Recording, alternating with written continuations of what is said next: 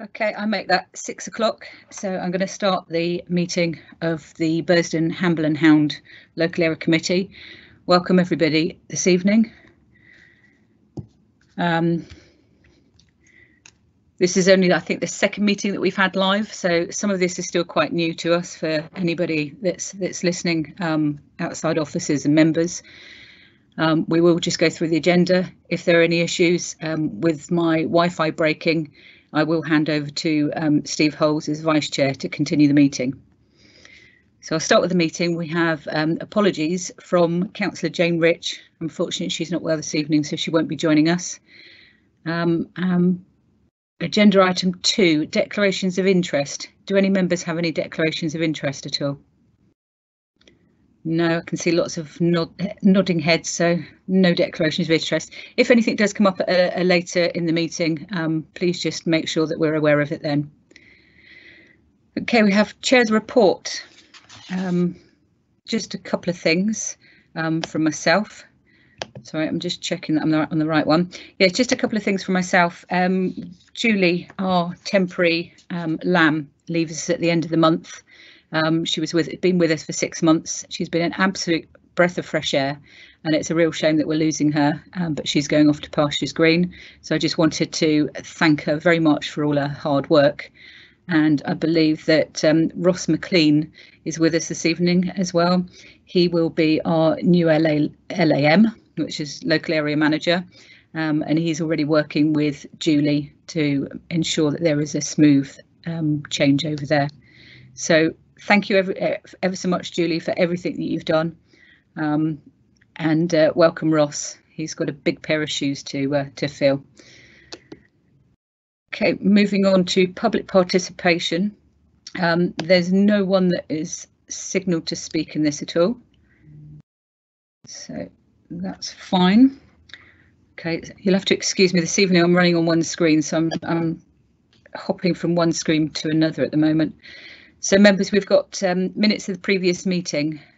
Does anyone have any issues of accuracy or content? No, Julie, was there anything you wanted to add to it at all?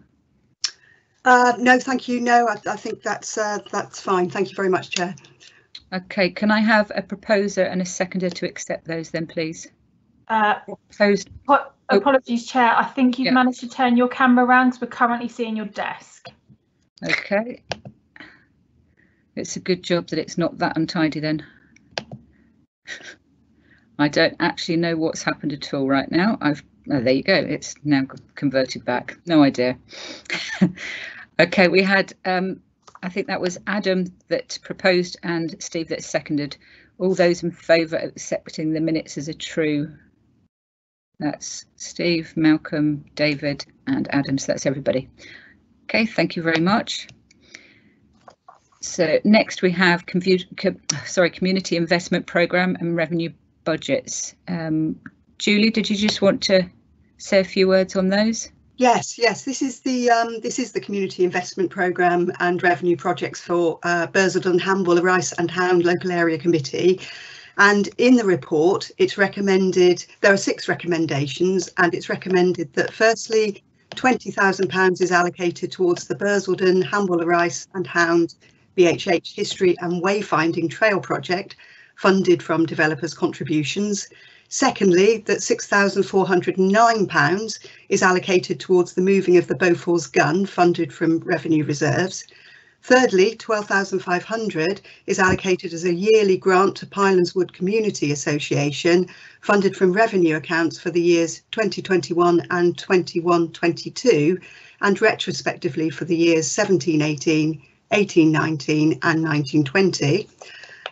Number 4, £680 is allocated for 2 new dual waste bins at Victoria Road, Netley and Bursledon Station, funded from capital accounts. Number 5, £1,890 is allocated for the purchase of a speed indicator advice for BHH, funded from developers' contributions. And lastly, that £5,000 is allocated for the Beach Lane traffic regulation order, funded from developers' contributions. Thank you, Chair. Thank you very much, Julie. Does anybody have any comments, questions, David? I have put a thing on the chat. I don't seem to have a hand to raise. That's the thing on this machine.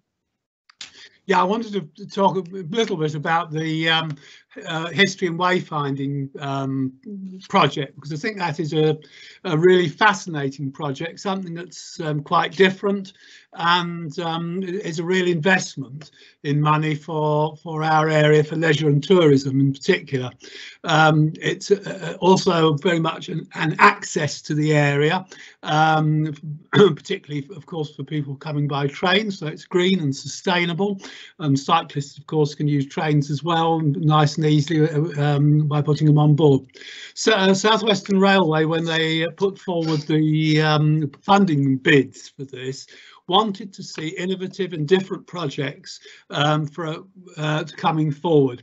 We sort of started when we put our bid in thinking of something that was quite tame to start with, and then they said to us, well, actually this fund is going to be oversubscribed, put in something that's really innovative, really different. That's what we did, and the fund was massively oversubscribed, and we came up with the result that we did, getting the maximum amount of it, because we put something in that was a little bit different and something that attracted their eye. So we've now got to come up with the goods in putting this project into action, so that it then becomes the type of project which people will want to hear about and might be able to be entered for other awards and so on. It's a really exciting project. Callie's did an enormous amount of very good work on this to start with help of one or two others, but we've got to get this really right.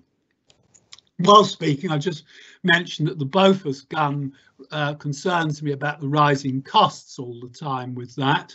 The speed indicator device, that will enable us to target more speed hotspots across the area, and also had more repeats at same locations.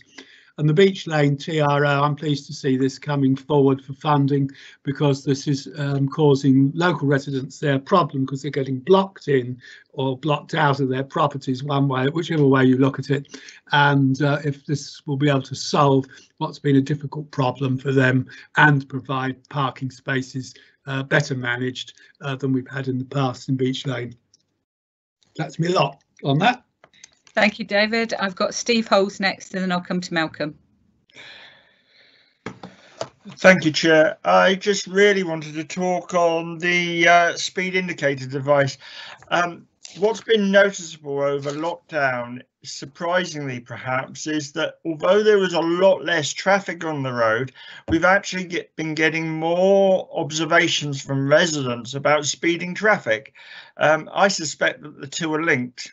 Less traffic on the road and therefore traffic can go faster. I may be wrong and I'm not an expert, but I suspect there is a link there. I think this is really important. I agree with everything David said, but I am looking forward to us making a list of sites to place this in the near future at one of our team meetings, because I think we all have roads that we'd like to put this on. I think it's really important that we've got our own now. Thank you. Thank you, Steve. It's worth saying we have already discussed this, that it was due to be on the next team meeting, so that we can come up with roads that we'd like to see them on. Malcolm, please. Sorry about putting my hand up, but I haven't got no hand signal on my bar again. So the reason why is item 2, the Bofors gun. We're coming into winter and we're getting the strong winds now. And the speed is of the essence, really, to get the gun removed. Otherwise, we might be losing it in the water. So we need to push that on as quick as possible. Thank you. Julie, did you just want to come back on that one, because we've had a few issues? Yes, move them forward. Yes, well, we very much hope to move the Bofors gun before the winter. We've just got a couple of issues about where we want to actually house the gun. We've just got a couple of teething problems with that at the moment, which we're hoping to overcome. But the project is very mindful of the kind of time and tide at the moment, so we're very focused on trying to overcome some of the short-term setbacks that we've got to get this done. Thank you for that, Julie. I'm quite happy to see all of these on the list. Just something that I reread again today. I went through these.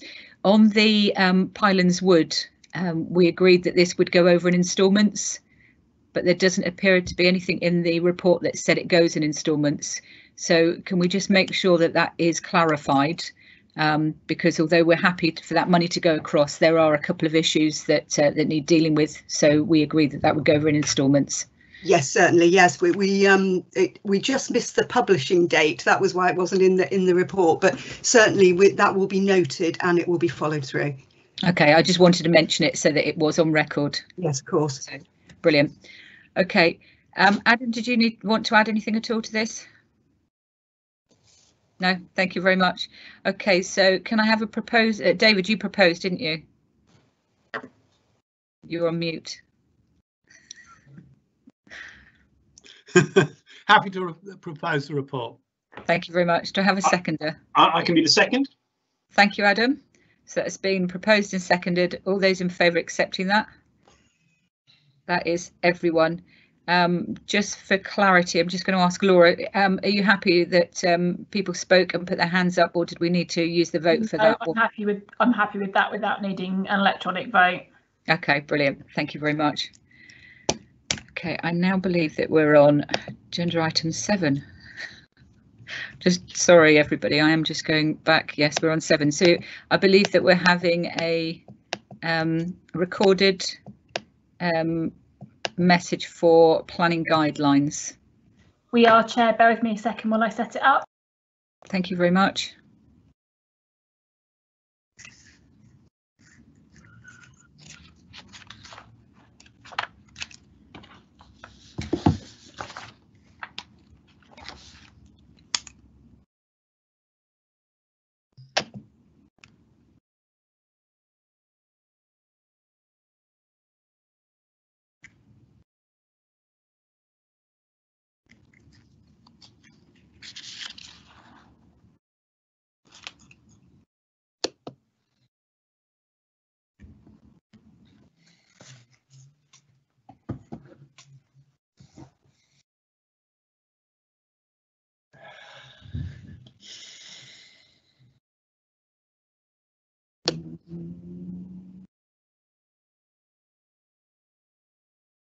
There isn't any sound on it, Laura. Oh.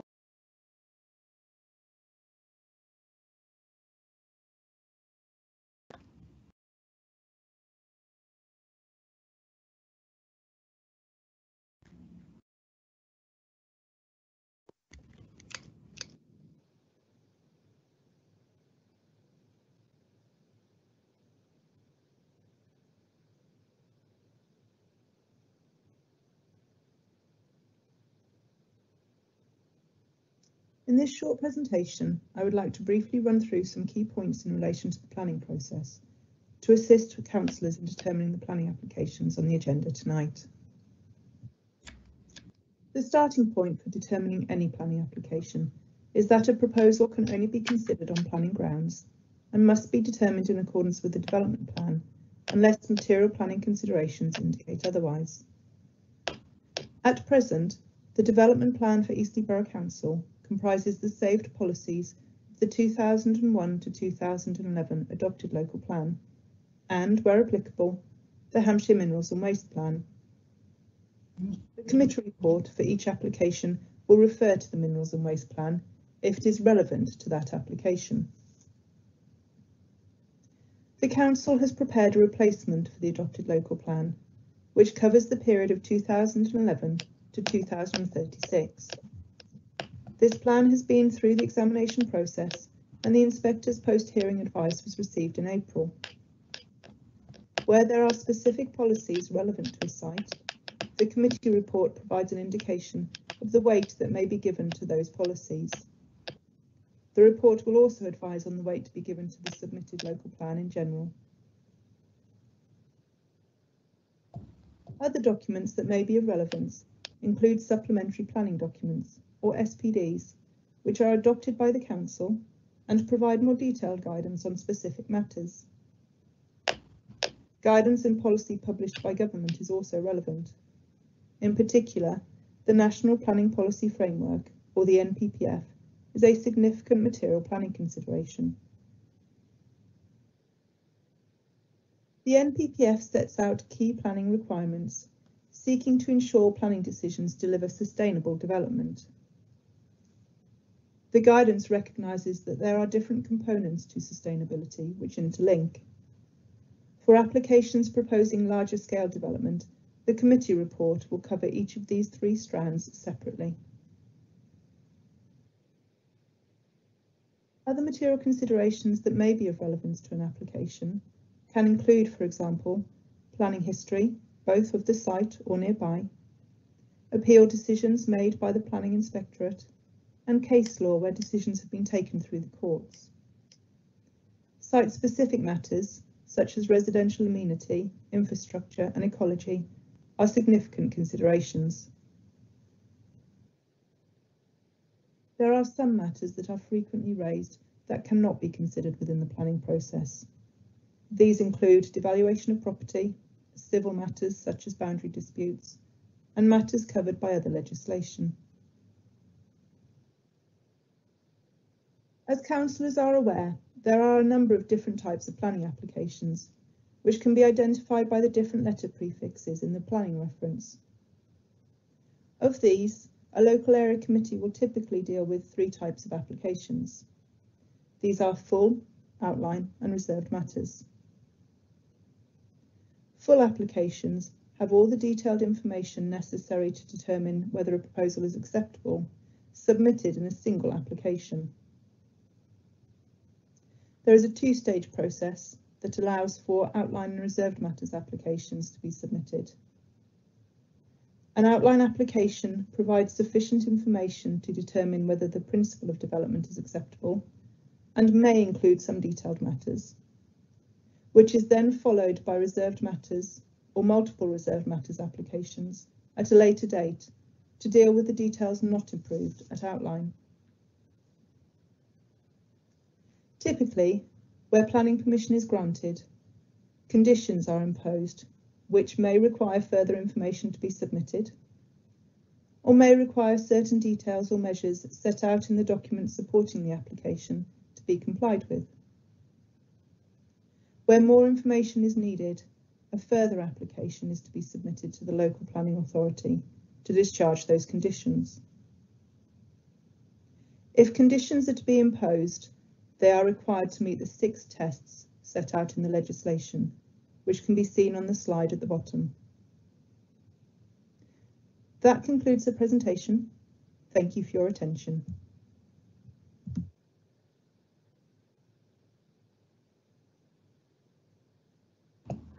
Thank you, Laura. Thank you, Laura. Okay, I don't think there are any issues. We've had a few times. I've got terrible feedback. Move on to item 8, which is Serenity, Heath House Lane, and Dawn Errington to present on this one. Welcome, Dawn. Thank you, Chair. Oh, I've got feedback too. Shall I do you carry on or the options are any suggestions? Laura, have you got any phones or anything close to your laptop? I haven't got any feedback at all my end. I've got nothing by mine.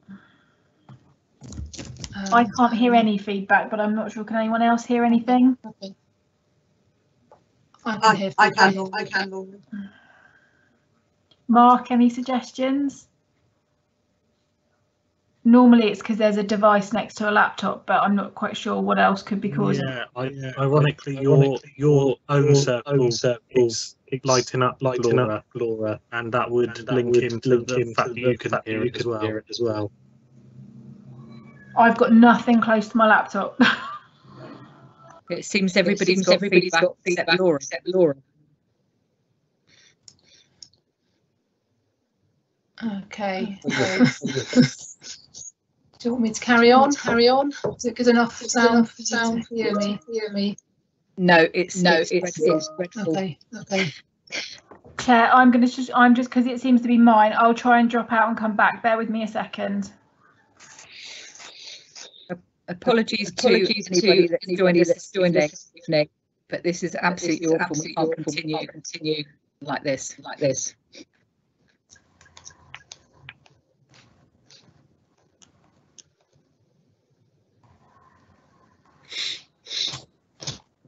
We'll just wait for Laura to rejoin us and see if that helps at all.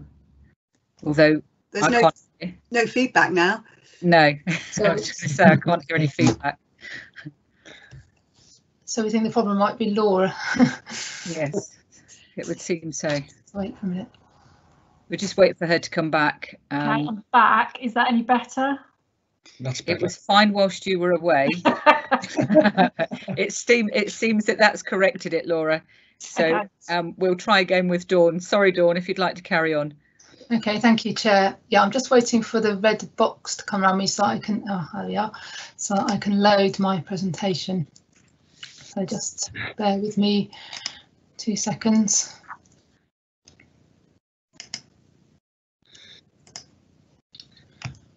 Right, yes, thank you, Chair. I'm Dawn Errington, I'm Principal Planning Officer, and I'm presenting the item 8 tonight, which is for land at Serenity, Heath House Lane. The application is for the construction of 123 dwellings, together with a woodland buffer, sustainable drainage, pumping station and a vehicular access off Heath House Lane. The site location is shown edged red on the screen. It's a 3.4 hectare site. It contains an existing children's home, which I'll just use the laser pointer to show it's in this location in here, residential home, and other outbuildings in this locality here. It is south of the Norman Rodaway Pavilion and also the Bridleway Townhouse Lane, which runs west to east in this direction, east of Heath House Lane itself, which is a bus route, north of Pylands Copse, which is here, so immediately north of that, and the Bellway development, which is to the south of that. And Townhouse Lane itself leads eastwards towards the Manor Farm Country Park. This is an overhead shot within, or just outside the site, sorry, just in this location here is an existing telecoms mast, which will stay. It's quite well screened.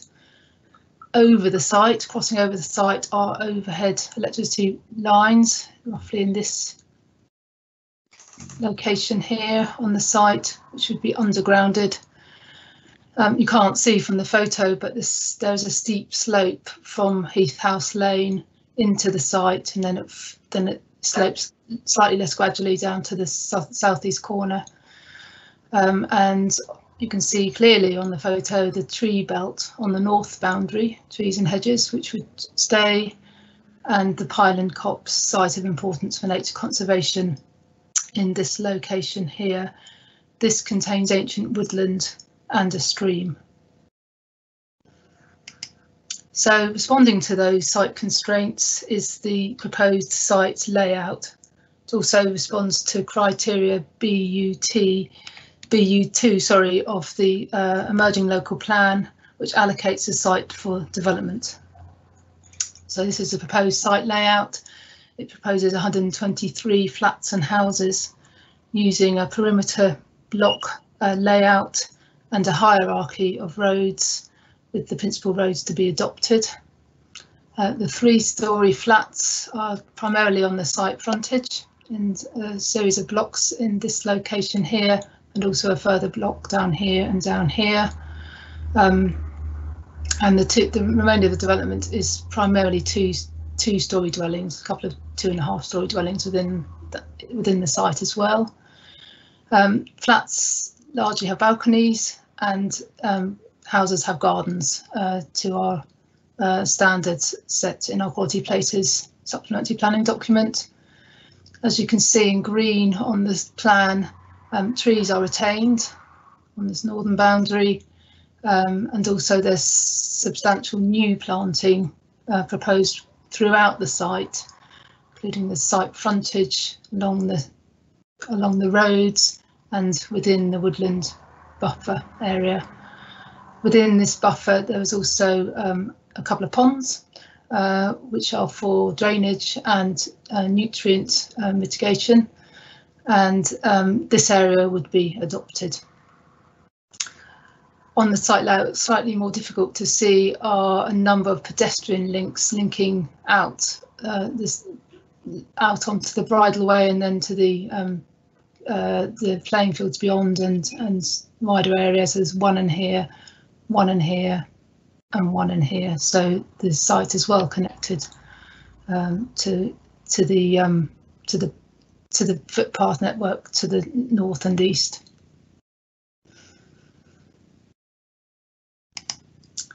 In terms of parking, it's usually quite an important issue for consideration. So I've put up the parking plan for this site. The need for adequate parking is obviously common across all development sites.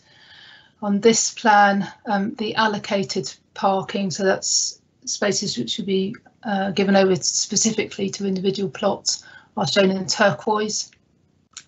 Unallocated parking, which should be shared and so therefore not designated to individual houses or flats, are shown in green, largely in this area here. And then in pink are additional visitor spaces, and in dark blue is actually cycle provision shown within buildings and sheds for properties. Hampshire County Council have confirmed that a traffic regulation order is needed to control parking at the Heath House Lane junction to make sure that that junction works safely. They have assessed the junction itself, and it will go through further assessment when it goes through for adoption, but they have confirmed it's safe with adequate visibility. So moving on to proposed street scenes. This is the proposed street scene for Heath House Lane. So I've mentioned it is for 3-storey flats forming a strong elevation to that road, which we believe is needed. It would otherwise have been lost if we'd had previous plans had 2-storey detached houses which were down the slope and wouldn't have had a particular presence to the Heath House Lane. So the plans have been amended to provide this strong street scene, despite the site slope. A traditional design approach has been adopted by the applicants, using brick and tile primarily. A variety of brick materials would be chosen. And also you can just see in the street scene trees which would form part of that street scene. So a tree-lined road at that point, which I think will be of visual benefit to the area. In terms of other internal views, so other street scenes, the one to the top of your screen is the north view from the main internal road. So the flats to your right are at to the top of the site, and then sloping down to the eastern end of the site. So that's a view as you look north towards the woodland, and then looking south from the road, there's a number of houses of different designs, and that's your view again with trees in both those street scenes. And then finally, I've got a view of the dwellings, again a mixture of dwelling types, which would face the woodland buffer, so facing south, overlooking the buffer area and looking towards the woodland.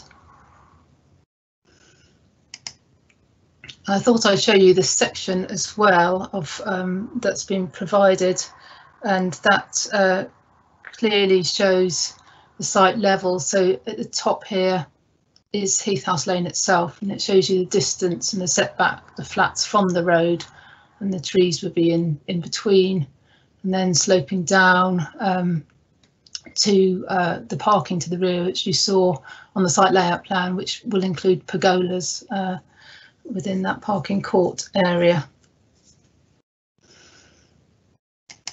So moving on to the report itself, you've got a detailed written report. I'll provide you with a number of updates to that report. The report recommendation was subject to the receipt of amended plans, which we have now received, all the ones required. Since the report was written, a viability assessment has been submitted, which suggests a reduced amount of affordable housing would be provided through section 106. So that reduction is currently proposed to be 17 out of the normally required 43 units, which is the equivalent to 35%, to be provided through section 106. This viability assessment is currently being independently assessed. We have a procedure that is set down by the national planning framework, as well as our own processes in with Eastleigh. So we're following that procedure, which the first step is an independent assessment of that report, which will tell us what they consider is the achievable amount of affordable housing, particularly in the Section 106 agreement. So that's ongoing, and the outcome will be discussed with members and agreed, obviously, with members, and then the Section 106 term set accordingly. So the recommendation reflects that that situation. Also, to update the report, really is just to update that Natural England are still reviewing the habitats regulations appropriate assessment. We have a shadow one that's been submitted. Again, quite procedural, that we have to follow, and the proposals in this case are slightly more complex for Natural England, in that they include nitrogen mitigation measures within the sustainable drainage area, which you saw in the southeast corner of the site, and that's quite a new concept, so it's going to have a little bit of delay there with that consideration. So again, asking for that matter to be delegated to the head of housing development for consideration and final appropriate assessment, which has to be done before any decision can be issued, and Natural England need to be satisfied with it. Alongside that, it's an ecological consideration primarily relating to off-site impacts. Then our ecologist has advised that there will need to be further information on ecology and sustainable drainage. So that those are technical details which we are asking to be continue to be looked at after today. In terms of other report updates, the report indicates that we would like the matter of final wording of conditions to be delegated to officers in consultation with members to write, and the applicants have asked for some amendments to the ones in front of you to address the phased approach to development for the site, and we do that on the larger sites, so that not everything has to be detailed for every single plot right from the outset. You can do it in a staged approach. So we will look at the rewording of a few conditions in that respect. I'm also recommending an additional condition, as you can see on the screen.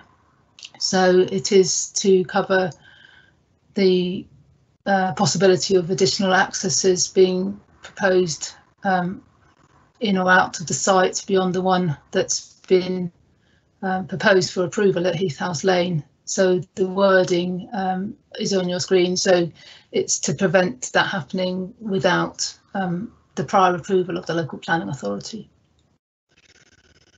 In terms of the report text, paragraph 53, I do have an amendment, which is just to confirm that the affordable housings will be built to building regulations part M category 2 for building adaptations rather than lifetime home standards. So that's, again, has been agreed by our housing officer.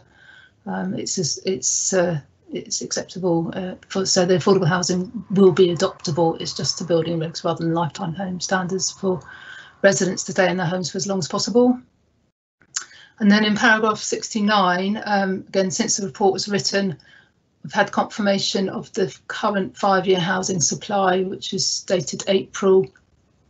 So rather than the 6.1 years that's referred to in the report, which is for January, the supply figure now is 5.6 years.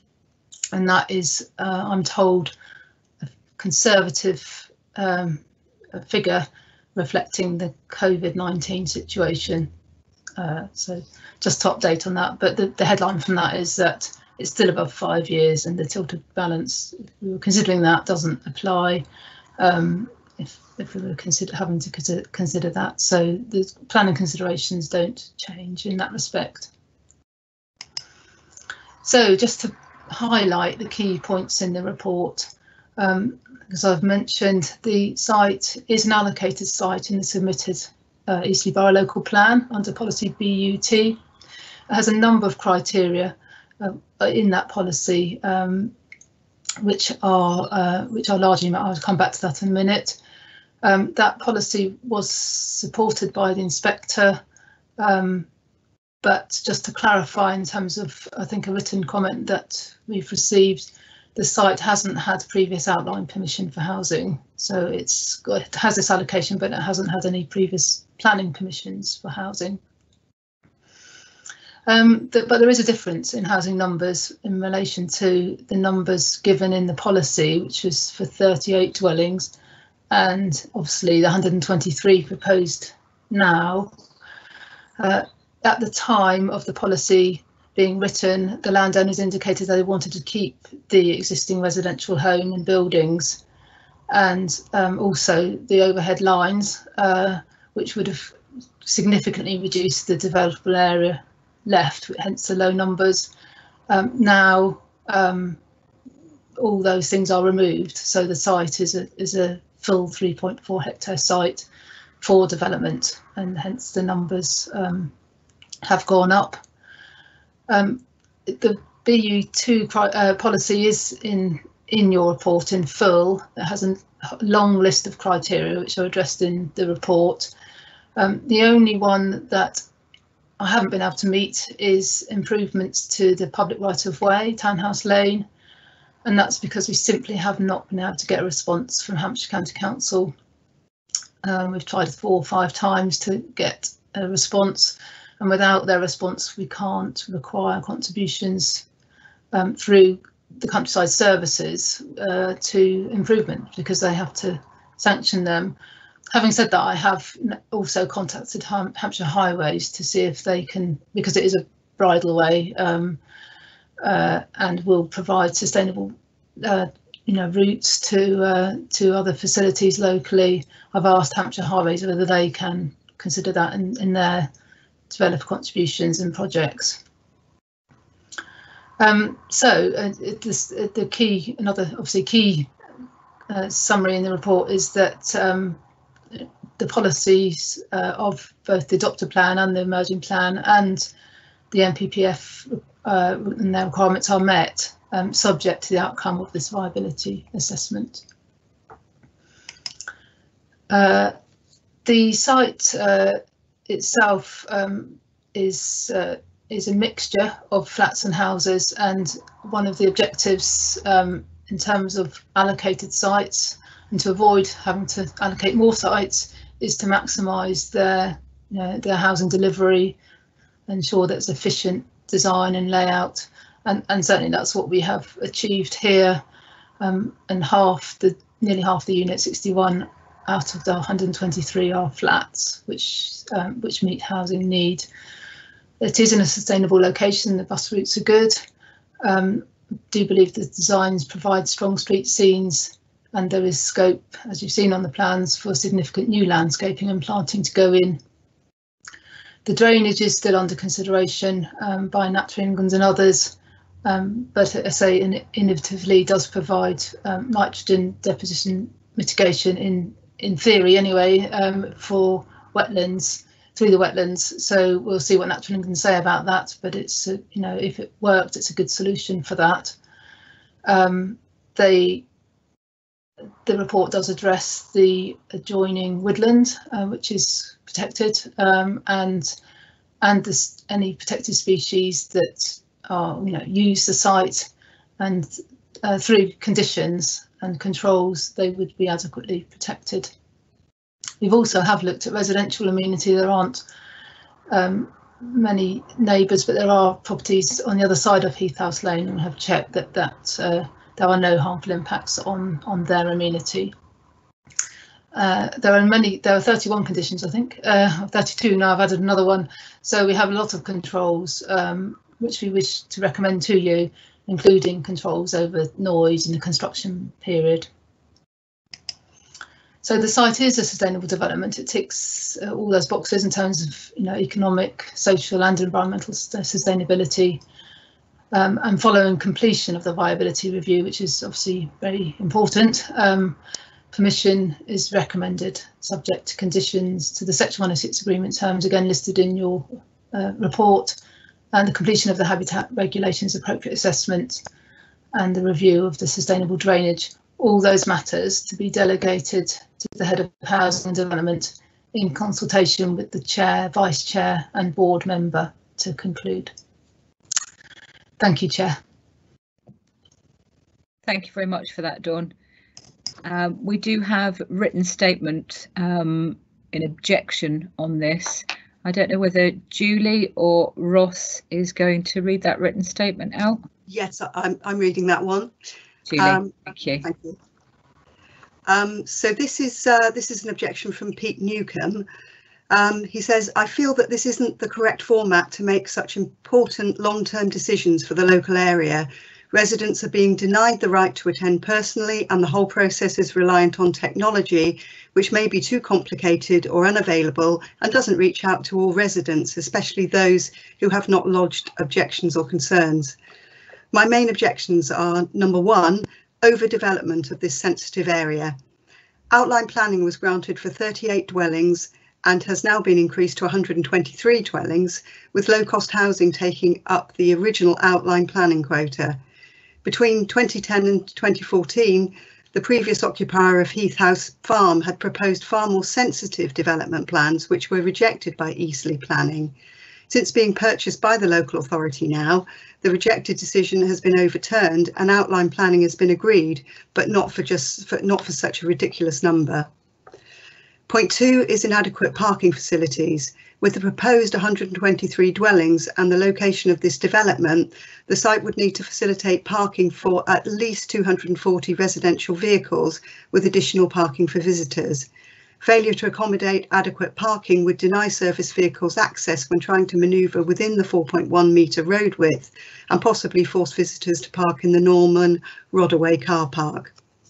Point number three is the safety of the new proposed road junction. Location of the new proposed junction and speed of oncoming vehicles will cause a potential hazard.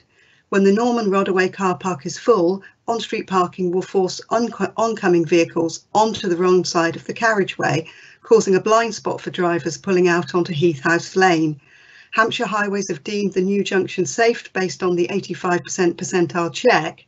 This process requires 3 checkpoints set at 0.25 miles apart, not a single checkpoint. Incorrect data will influence the overall result. My concerns are, number 4, developers parking and deliveries. If this proposal is accepted, what parking facilities will the developer provide for the required workforce, with the Norman Rodaway car park already designated for King's Copse School park ride, nursery school and public events? And finally, the concern number 5, site access. Will the developer be considerate in directing construction vehicles entering and exiting routes via the M27 Junction 7? King's Copse Avenue is a residential area and construction lorries should refrain from using this route. I would like all objections and concerns heard by this committee with full feedback on all points raised. Thanks, Pete Newcomb. Thank you, Chair.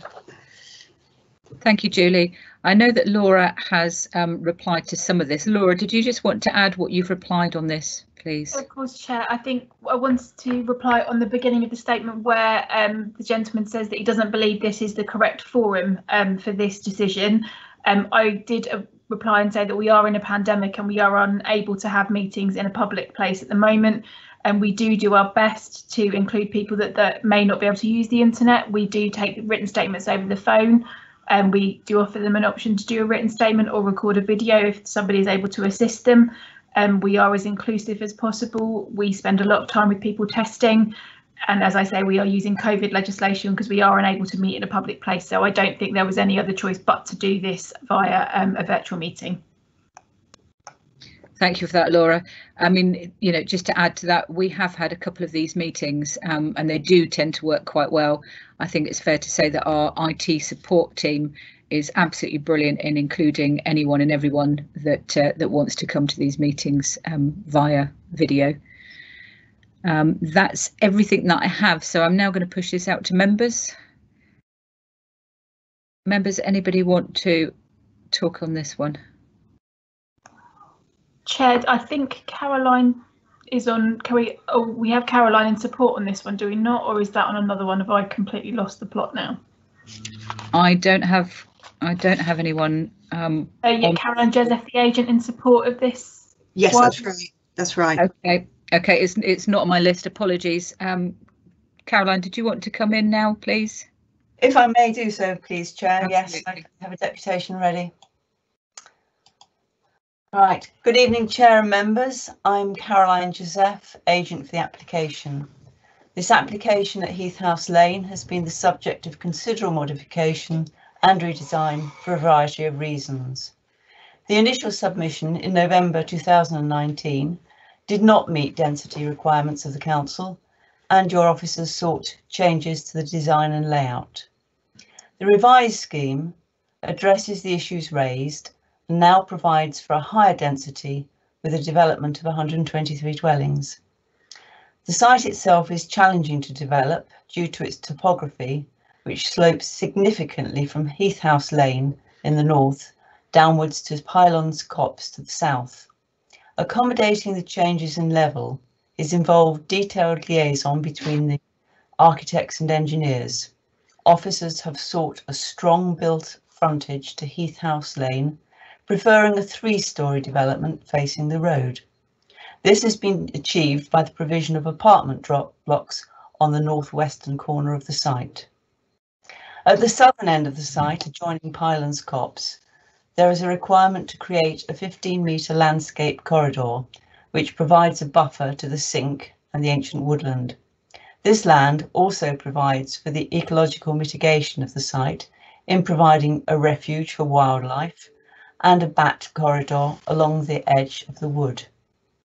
The landscape corridor widens at its southeastern end to accommodate a large drainage basin that forms part of the surface water drainage strategy. The flow of water into this basin is attenuated. 2 areas within the drainage basin are to be permanently wet and planted to act as filtration beds for cleaning the water and for removing nitrates. The surface water drainage will pass through 3 levels of filtration as required, and then within the filtration beds, sufficient nitrates will be removed from the water such that the site as a whole can meet nitrate neutrality tests. Natural England's endorsement of this drainage strategy is currently awaited. Foul drainage will be pumped into the southern waterfowl sewer located within Heath House Lane. The pumping station is situated on the eastern side of the site. The redesigned scheme also addresses concerns in respect of the number and distribution of parking spaces, and the architect has used a combination of parking courts, plot side parking and parking in front of dwellings to provide a development that is not dominated by parking spaces. Affordable housing provision meets with standard and with the requirements of the affordable housing officer in terms of dwelling sizes and types, and it is dispersed in clusters through the development. The site is well located to open space and has access to the countryside at Manor Farm Country Park. There is no on-site open space as the site is adjacent to the Norman Rodaway Recreation Ground. A financial contribution towards open space is to be included in the 106 agreement. Bargate Homes have agreed the 106 contributions as set out in paragraph 66 of the committee report. The officer's report recommends the granting of permission, and I hope that members are able to support this scheme and grant permission subject to the completion of the Section 106 agreement and the conclusion of minor outstanding issues. Thank you, Chair and members. Thank you, Caroline, and apologies for leaving you off the list, but I'm pleased we managed to get there before we moved on. Thank you.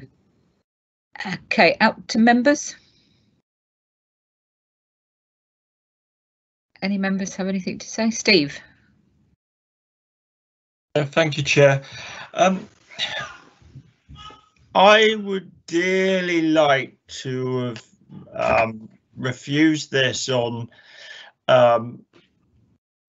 the type of development, in that it's moved away from affordable development towards normal provision.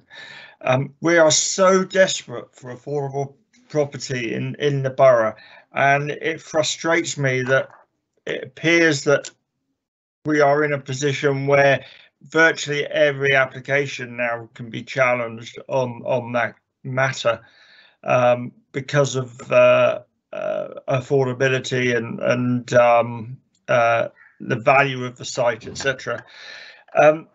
I guess when the government put that line in the national framework, they didn't imagine that we'd ever be in this COVID situation where developers would use that in order to keep their costs down or whatever. I think it's a real shame. I don't think it was ever intended to be used this widely, and unfortunately we have to live with it. I think it was just an occasional thing that developers might every now and again come across a site that was developable but wasn't affordable to develop. So we're now in a situation because of COVID, I think, where every developer is scratching for every penny they can get, and I can understand that from their point of view. Nevertheless, that leaves us way short on affordable housing element, and I really don't know what to do about this, because I know that we've got an independent body looking at it for us, and we will have to, I guess, in the end, live by their findings. But it is frustrating because the two things that residents say is, A, we don't want any more housing, we've had enough in our area. And secondly, if we've got to put up with more housing, then please can we have affordable houses so that our children can live in them. Having said that, it's council policy to allow or encourage the increase in numbers. So we can't refuse it on the increase in numbers. I guess the only thing we can do is approve it, subject to that independent report and the conditions that have been put down by the officers. For a purist like me, I hope that the report comes back and says that the case isn't proving, but I somehow doubt it. But I have seen no choice but to recommend approval on that basis. Thank you for that, Steve. David, please. Right, makes that. Yep, you can hear me? Can, yes. Yep, good. Okay. Well, I support very much the views that Steve's spoken about, and so I won't go through and repeat it. I'm happy to second the recommendation to go along the lines of approving it subject to the viability report outcome and the other changes to amendments that have been mentioned. Basically, I think this is a very good site to develop. It meets most sustainability requirements of the National Planning Policy Framework quite well, I think. Unlike many sites in Hedge End, this site actually is very well served by public transport, which is a great change and something I'm very pleased to see, that we have a site that is going to be well served by public transport, and has in fact the flats up near the road where people will have fewer cars, and we will be more likely, perhaps younger people and so on, will be more likely to want to use the public transport that's on their doorstep to go to Southampton or Eastleigh or other parts of Hedge End, Botley and so on. I'm disappointed by the issue of the viability very much, and Steve's spoken deeply about that, and I think particularly so because what part of the application team is a housing association, and I think that sort of brings it home to me more than anything else. The site itself, and I'm pleased to see Dawn's extra condition that she's put in, because the site boundaries are important with this site, particularly in the north, where you've got House Lane and the trackway that links up towards the country park and so on. There's quite a nice lot of tree belts and so on there, and there's the telephone mast that needs hiding with the trees and so on. And the other end, where you've got the suds area and the ponds and so on, again, really important that that area is retained. So it's essential, I think, that the boundaries can't be extended on this site, and that extra condition is going to help for that. A strong frontage on the main road is exactly the right thing to do. The higher levels of density is exactly the right type of thing to do on this site, not just because it is in an urban area, but because the previous applications that came forward, or previous plans that came forward for this site were woeful in terms of low density for a site that it is in a sustainable location. Adopted highways onto the site is really important. Pleased to see that. And the only other question traditional design too is I think meets the requirements of the NPPF very well here. The only thing I was going to question was that somewhere I seem to remember in the report or in somebody's letter that was written, there was something about the effluent from the site having to be transported away by road tanker. Now I take it that that's not the case. Can you just clarify that for me, please? Dawn, can you clarify? Yes, yeah, I don't know where that came from. Yeah, so yeah, I know it came in Hedge End Town Council's comments, but that it's not correct. No, the site will be served by normal foul sewage through Southern Water, hence the need for a pumping station at on the eastern boundary at the low point to pump up foul sewage up to Heath House Lane. So that is the foul sewage arrangement that's proposed. Thank you for that. And the final point I'll make is the importance of ensuring that construction traffic, particularly the workforce's vans and vehicles, are kept on the site and not lined up and down Heath House Lane. It's really important, that for the point that the objector made in his letter. So I hope that that's fully within the conditions. I can't remember. But I'm happy to support this application. I think it's a good one. Happy to second the motion. Thank you, David. Thank you. Adam or Malcolm, any comments? Malcolm? Yeah, it's just the suds. It was discussed that the suds and the filtration unit is experimental. It's a new type of system, and they're waiting for information whether it's okay or not. That's what I'm concerned about, is because it's going into the country park and the stream, then eventually going to the River Hamble. I just want clarification that we would be told what they've agreed.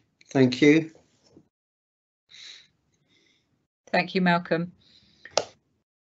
Dawn, did you want to just come back on that one? Yes, absolutely. Yeah, so that's part of the delegation. So yeah, I mean, absolutely, the water has to be clean when it comes off site, and that's really very thorough about that, checking that. So once we've got their response, I can update members when I think when we've got the final solution for suds and for nitrate mitigation, because the nitrate mitigation, we're not at the moment 100% sure that it will all be dealt with on site.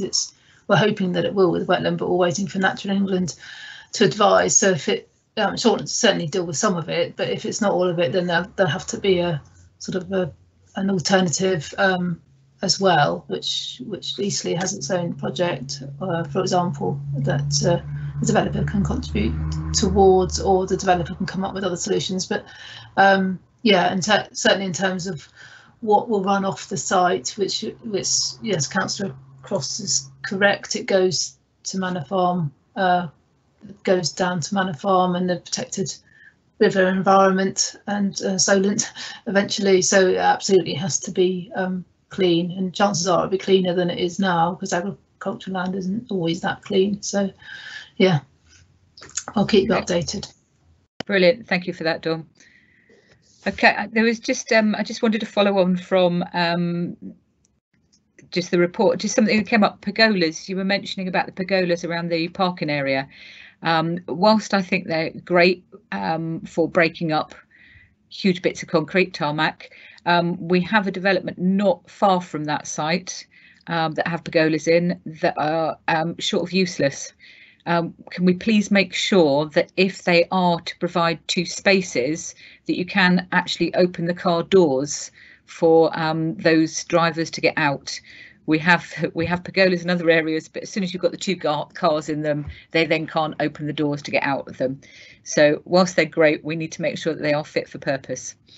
And again, with echoing David's point on the traffic, that is quite a busy road and used by pedestrians to those paths. We need to make sure that they are not blocking paths. We've had that in the area where the workmen park across paths and people are forced out into a busy road. We need to absolutely make sure that that doesn't happen. Okay, did you want to come back on anything else, Dawn? I can't see whether Adam's trying to Adam, are you trying to say something? I can't see your hand. I can see a shadow but not a hand. We'll just go to Adam first, please. Sorry. Thank you, Chair. Thank you ever so much for that. And thank you, Dawn, for that excellent presentation. I echo Steve's concerns about affordable housing, and it's going to be interesting to see the eventual report on that. But obviously the motion is subject to that particular point, and I'm prepared to support the motion. Thank you very much. Thank you, Adam. Dawn, is there anything else that you wanted to come back on? The only thing I would, there's been talk about construction vehicles routing and parking, so that is covered in the condition 27, which is for the construction management plan. Yeah, and obviously we'll ensure that we get the details for that, and we're happy with that. And the point around Heath House Lane is definitely noted there. Thank you. Brilliant. Thank you, Dawn. Okay, it's been proposed and seconded to permit this one. Laura, did we need a voting box up for this one? We do. Would you bear with me just a second? Technology has failed us and my shortcut has disappeared, so I've got to do something slightly different. So bear with me just a second. Okay, no problem.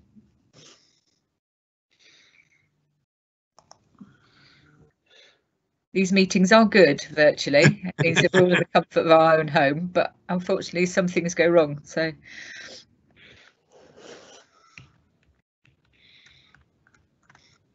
should be appearing in the chat any second now.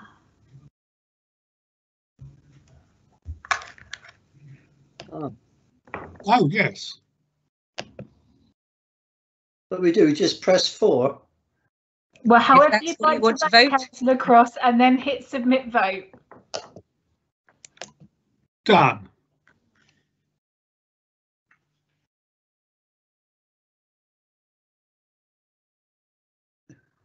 I think I was. Is everybody responding? Because I pressed. Hang on a second, and I can refresh my screen and see. Because I'm still only seeing 3 people, so there's 2 people that haven't. You have to press whatever for, against or abstain, and then press the submit vote afterwards. Where's the submit? Ah. So yeah, Malcolm and Steve haven't voted. Submit vote. Oh, see, I'm pressing the wrong one. Sorry. Right, Malcolm, if you have to. I've done it. It's not been done. You need to press the button that says for, against or abstain, and then hit, right, whilst it's highlighted, you then hit submit vote. I think I've done it. Yeah, so that's that one. So we're at 5 now, and oh, yes, we're at 5. Okay, that's clearly been carried for permitting on that one. Thank you very much. It's your school children are watching us, isn't it? With IT. I know who's going down for lessons later. Dawn, thank you very much for presenting on that one. And you're not here for any others, so if you wish to leave, please do so. Thank you very much. Thank you. I'm back up for one of the others, so I will stay. Oh, okay. Okay. Thank you. Thank you, Chair. Right. We'll move on to item 9, which is 1 to 30 Osborne Quarters. And David Huckfield, please. Welcome, David. Thank you, Chair. Good evening, everybody. I'm David Huckfield, Senior Planning Officer. I'll just share my screen before I start the presentation. Bear with me one moment. Can everybody see that? Not yet. I can only see you. That's it. We can now. You can now. Excellent. I'll start the presentation then. Thank you. Agenda item 9 is an application for numbers 1 to 30, the Osborne Quarters in Royal Victoria Country Park, and seeks approval for the retention of 28 garden sheds and the construction of 2 replacement garden sheds at numbers 2 and 7, the Osborne Quarters. In terms of the location of the site, the Osborne Quarters is a recent development which is situated at the northern end of Royal Victoria Country Park in Netley. This involved the conversion of 10 blocks of former police training buildings into 32 bedroom dwellings. The blocks were originally constructed in the mid-19th century as officers' quarters for the army and a single story in height and uniform in scale and size. They're also particularly regimented in terms of their layout and the spacing that exists between them, as you can see from the images on the screen. Whilst they're not statutorily listed, the buildings are attractive structures which are considered to be of particularly distinct and unique character. The site is accessed from Hound Road to the north and via Osborne Close, which runs alongside the eastern boundary of the site. Members will recall that planning permission was granted for the conversion of the buildings to residential use in 2018, and this permission was subject to a number of conditions. One of these conditions, condition 18, removed permitted development rights for the properties, this being in the interest of protecting the historic character of the buildings and their setting, as well as the amenity of the locality. And as a result of the removal of these rights, planning permission is required for any extensions, alterations or outbuildings, which includes garden sheds or stores within the Osborne Quarters. And as the sheds did not form part of the original plans, they therefore require planning permission. Members will further recall that 2 previous applications were considered in July for sheds at numbers 2 and 7. These sheds had been lowered in height to try to reduce their visual impact on their surroundings, having regard to the openness between the buildings that sought to be preserved as part of the residential conversion scheme. You can see an example of one of these sheds on the right-hand side of the screen. These applications were refused by the committee due to the incongruous form and design of the stores and the impact on the character of the Osborne Quarters buildings. Concerns were also raised about their low height, compromising their accessibility and their usability for residents. Subsequent to this, a site-wide application has been submitted by the developer. This proposes the retention of the other 28 sheds that have been constructed at the other plots on the site and the replacement of those smaller sheds at numbers 2 and 7 that were the subject of the previous applications. These are the plans of the sheds that you can see on the screen at the moment, and they're formed of 2 different types, type A and type B. They're both 2.1 metres in height with pitch roofs, with type A, which you can see at the top of the screen, being of a smaller footprint, and type B, which is at the bottom, being slightly larger. This is the site layout for the application, which shows the position of the sheds within the rear gardens of the properties. You can see them denoted by rectangles with either the letter A or B. Taking on board members' comments regarding the smaller sheds in the previous applications and concerns about their usability, officers have engaged with the residents to look at other options which would allow for the possible retention of the larger sheds to provide a more proportionate level of outdoor storage. This involved seeking to have the sheds resited or reorientated to try to reduce their prominence in the centre of the blocks. Ideally, this would be with them being moved closer to the buildings and the brick screen walls which separate the properties to try to lessen their visibility. Some residents have agreed to this, with the sheds on plots 5 and 27, which you can see towards the bottom of the screen, to be reorientated. So they're end on rather than side on the views for the site. And the shed on plot 12, which is towards the top left-hand corner of the screen, to be moved closer to the property. Others put forward alternative suggestions, which are considered to have a lesser benefit and therefore haven't been further pursued. And a number of residents didn't wish to move their sheds, this being for varying reasons. This included the presence of trees, manhole covers, patio areas, possible impact on windows, and in some cases due to the size of gardens, limiting potential alternative locations.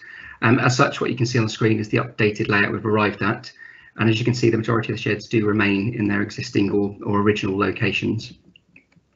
This is an image of the sheds in situ. As you can see, they do have some visual impact on the openness between the blocks and interrupt views through the site to some degree. The shed, which you can see in the centre of the screen with its window facing towards us, is one of the sheds that would be reorientated, so it's end on rather than side on, to reduce its visibility from these views through the site. The residents have also agreed to have the sheds repainted, which the developer has agreed to do, and a darker green has been chosen to try to lessen their prominence and help them blend in more with the perimeter vegetation, which includes the boundary hedging, which is gradually maturing on site. This is another image of the sheds in situ. You can see the shed at plot 27 in the foreground on the right hand side of the screen, and this is one of the ones that would be reorientated, so it's end on in line with the other centrally located sheds in this area rather than side on as at present, again to seek to lessen its visual impacts from these views. There are some updates to the agenda. The layout plan showing those sheds to be recited or reorientated has now been received, and as I said, the sheds have been agreed to be repainted in a darker green. Conditions 1 and 3 will therefore be updated to reflect this. Turning to key points then, the sheds do have some degree of impact on the openness between the buildings, which is something that had sought to be preserved as part of the residential conversion scheme. These impacts are, however, acknowledged to be confined to internally within the site and closer range views from the east, and there's limited impacts on the wider country park and its overall character. The sheds also do provide for a more usable and proportionate level of external storage for the residents, and additionally, some of the sheds, albeit a small number as outlined in the previous slides, will be reorientated or resited, and a condition will be imposed to require that they're all repainted to lessen their visual impact. Overall, therefore, and taking account of all of these factors, and whilst recognising there will still be some visual impact arising from the sheds and they're perhaps not the most ideal solution, very much on balance, the harm caused is not considered to be sufficient to refuse planning permission and then to take subsequent enforcement action in the wider public interest and to be able to then defend this on appeal. The recommendation is therefore to permit with the aforementioned updates to conditions 1 and 3. Thank you, Chair. Thank you very much, David. Again, we've got 2 written statements here. Julie, would you like to read those out, please? Yes, thank you, Chair. So Martin Wilson is objecting to this planning application, and he says, I request that the following be read out at the LAC on Thursday the 24th of September when the above is discussed. I also request that answers to the questions are supplied at this time. The present planning application has been brought about because the previous application for 2 garden stalls was unanimously rejected by the LAC in July. My questions are, number 1, why did planning enforcement fail to take action when the garden stalls and sheds were first erected, knowing full well that the developer was breaching conditions? Number 2, why have planning enforcement failed to take action regarding the garden stalls which are still erected following the planning refusal taken in July? Number 3, why are planning enforcement failing to take action regarding other known breaches of conditions which still exist on the development? And number 4, why have planning enforcement failed to respond to emails regarding the issues? Regards, Martin Wilson. And Ross is going to read the supporting statement. Thank you, Julie, sorry.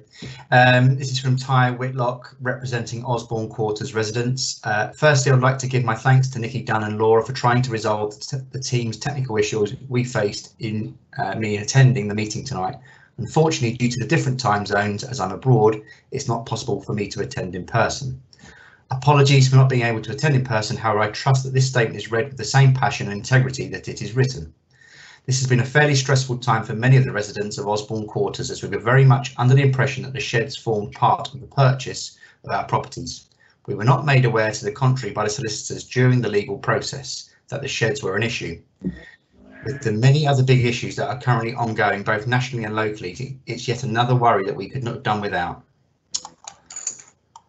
The residents, without exception, are very much aware of the area's natural beauty and accept the need to maintain an open feel to the Osborne Quarters where possible, but do not feel the sheds impact that in any way. Certainly for many, the reason for purchasing was the fact it had open and spacious surroundings. Again, I'd like to stress that so many passers-by make very positive comments to the development and often say how the sheds complement the surroundings. I know that there's been 2 letters of objection which would suggest that many of the local residents are comfortable with the sheds and that little impacts they bring. I would add that although there were 2 letters in support of the application submitted, the residents of Osborne Quarters did submit a full and thorough support letter to Phil Wiseman and the planning team. Having read and shared the proposal from the planning team at EBC with reference reorientation and change of colour, we as residents feel that accepting the proposal is certainly the correct and best decision in moving forward.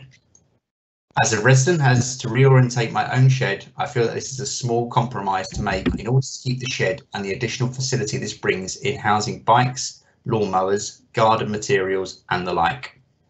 With the EBC planning team and Hound Parish Council supporting the keeping of the sheds with the necessary changes, we certainly hope that yourselves as the local area committee approve the application. I would like to put on record my thanks to Councillors Malcolm Cross and Maureen Queen, planning officers David Huckfield and Phil Wiseman for taking the time to meet with myself and some of the residents of Osborne Quarters, listening to our concerns and frustrations, showing empathy to our situation and offering solutions where appropriate. My thanks to the Chair and other councillors forming part of the local area committee for listening to this statement. I trust you all recognise the importance of the sheds and empathise with our unfortunate situation.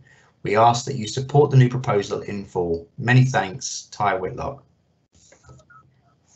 Thank you, Ross. David, did you want to come back on those before I put it to members? Yes, if I may, Chair.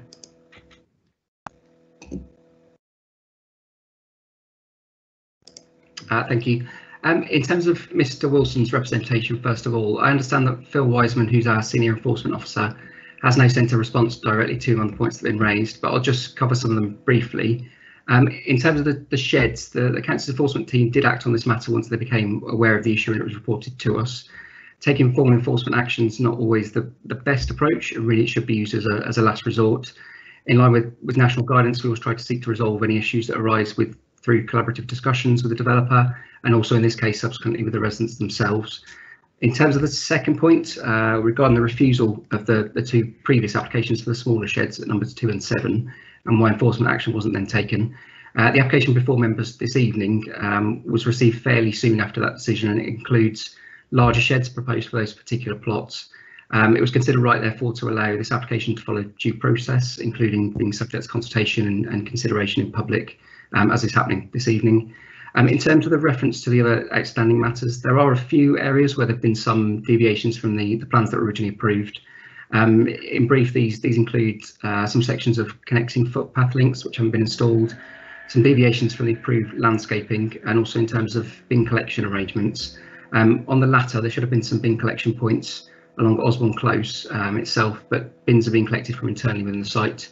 I understand on this point, our direct services team are happy with that arrangement, and I believe Phil is just following up on this. On the final point, apologise if there's been any delay in any correspondence being responded to, and I understand from Phil that a response on all of the outstanding matters will be sent to Mr. Wilson next week.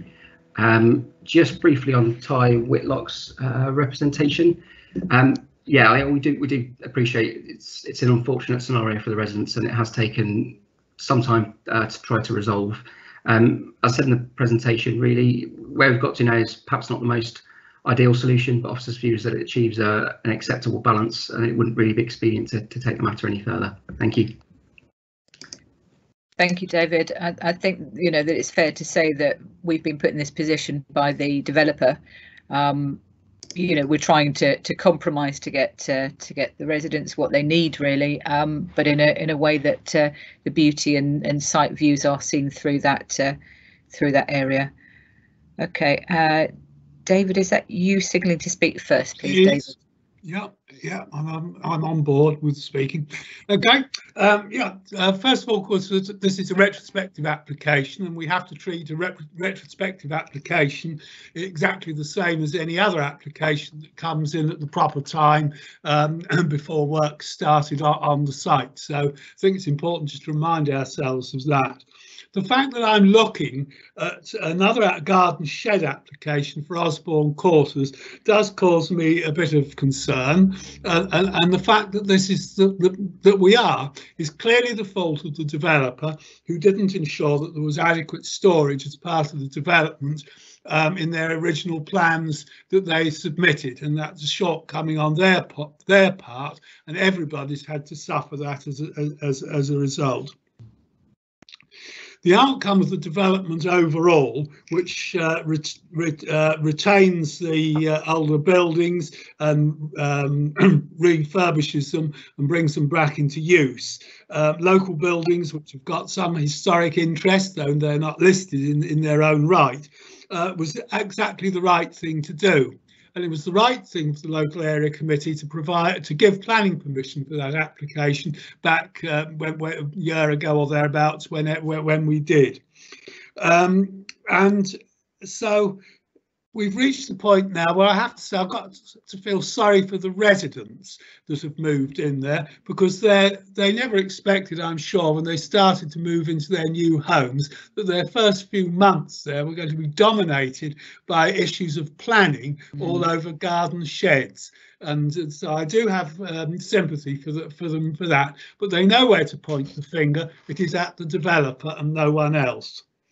So we look at what we've got there, and clearly storage is very limited on the site as it is, and it's clearly also essential that storage is provided in some way for the residents there. Clearly you can't have the strimmer and the garden spade hung up on the lounge wall, because that's the only place where they can be stored. That would be ridiculous. Equally, you can't have a sort of flat roof little box on the ground that you've got to get down onto all fours to get the shears and so on and the bucket out of to go and do your gardening. That too is an inappropriate type of storage, which is why we refused it last time.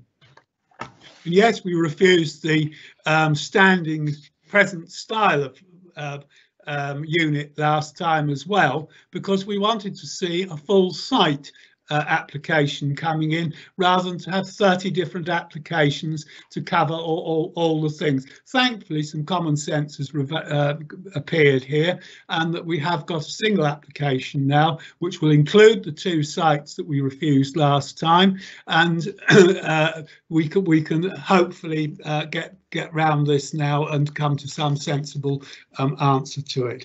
The residents have had some form of choice in this, of having an option A and option B, which is why some gardens have got an A and some a B, and some large gardens have got a smaller shed, and some small gardens have got the bigger shed. That comes through the choice that was given to the residents, so that's absolutely fine.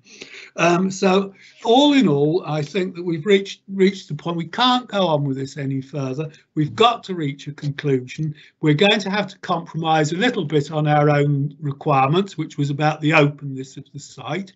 And the sheds do, even the rotated ones and resited ones and the ones that will stay in the same position, they will still have an impact on that openness. But that's a compromise where I think we need to make to allow that. The fact that the residents have agreed to have a repainting in a single colour is going to improve them, particularly if we get the tone of the green right, so that it looks like more like a trees green rather than some bright pea green or something. That's going to do it for us. The fact that they're going to have a single design, even though there are 2 different sizes, is equally important to bringing some conformity to the site as a whole, as in fact the buildings themselves have that single form of conformity. So the 2 things help together to ensure that the impact of the sheds isn't greater. So I'm happy to move the recommendation to permit these. There's just one final thing I am not happy about is giving this developer 6 months to get the job done in, because I think they'll whittle their way back and then decide they don't want to do it. So I would like to see that 6 months cut down to the end of this year, if that can be done, because I think that will be a shorter time scale than make them get on with the job, get it done, and the residents can get on with their lives without worrying about garden sheds any longer. But I'll happily move the recommendation to permit, please. Thank you, David. Can I just ask David Huckfield, can we move that 6 months to a shorter time? Yes, Chair. If members wish to make that shorter, I think we sort of plumped the sort of 6 months initially, just because of the situation with everything that's going on at the moment, just to allow due time. But a 3 month period would still allow a reasonable period of time for that to take place. So if members are minded to wish for that condition to be altered, then that can be done so. I would agree with David. Yeah, I'll move that because I'm not happy about the idea of COVID being used for poor performance. Absolutely. I concur with David on that one, that you know, those poor residents moved into a house expecting to new home, new life kind of thing, and it's been absolutely taken on board by sheds. So the sooner these actually are painted and they can get on with their lives, the better. So totally agree, that should be 3 months. Adam, next please. Thank you, Chair. I just want very briefly, I don't want to go in as much detail as my learned colleague, Councillor Airy, but all I want to say is that I wish to speak in support of the motion, which I'm happy to second, and also agree that the time period should be reduced to 3 months as well. Thank you. Thank you, Adam. I have Steve next, please. Thank you, Chair. Again, like Adam, I'm not going to repeat everything that David said because I agree entirely with his approach.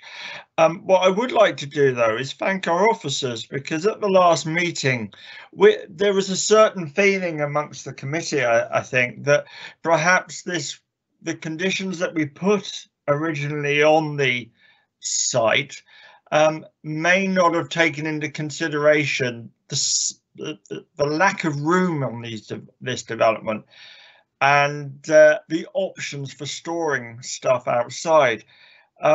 Nevertheless, of course, as we've already heard, the developer should not have gone the way he did in order to achieve the end. But nevertheless, we also gave our officers a clear direction at the last meeting, what we believed was an appropriate way forward. So we actually accepted our responsibility there and put it on our officers to come up with a solution based on our thoughts. And I would really like to appreciate and acknowledge the work that was done by our officers on that, working with the residents, because we've now got a solution that works. It's not what we originally intended, although that was with all good intention, but nevertheless, I think we've all come to realise that we had to find a solution that worked for everybody. So I will be voting in favour. Thank you, Steve. Malcolm, did you want to add anything at all? Let's see if I'm okay. Yeah, I'd just like to support what's been said.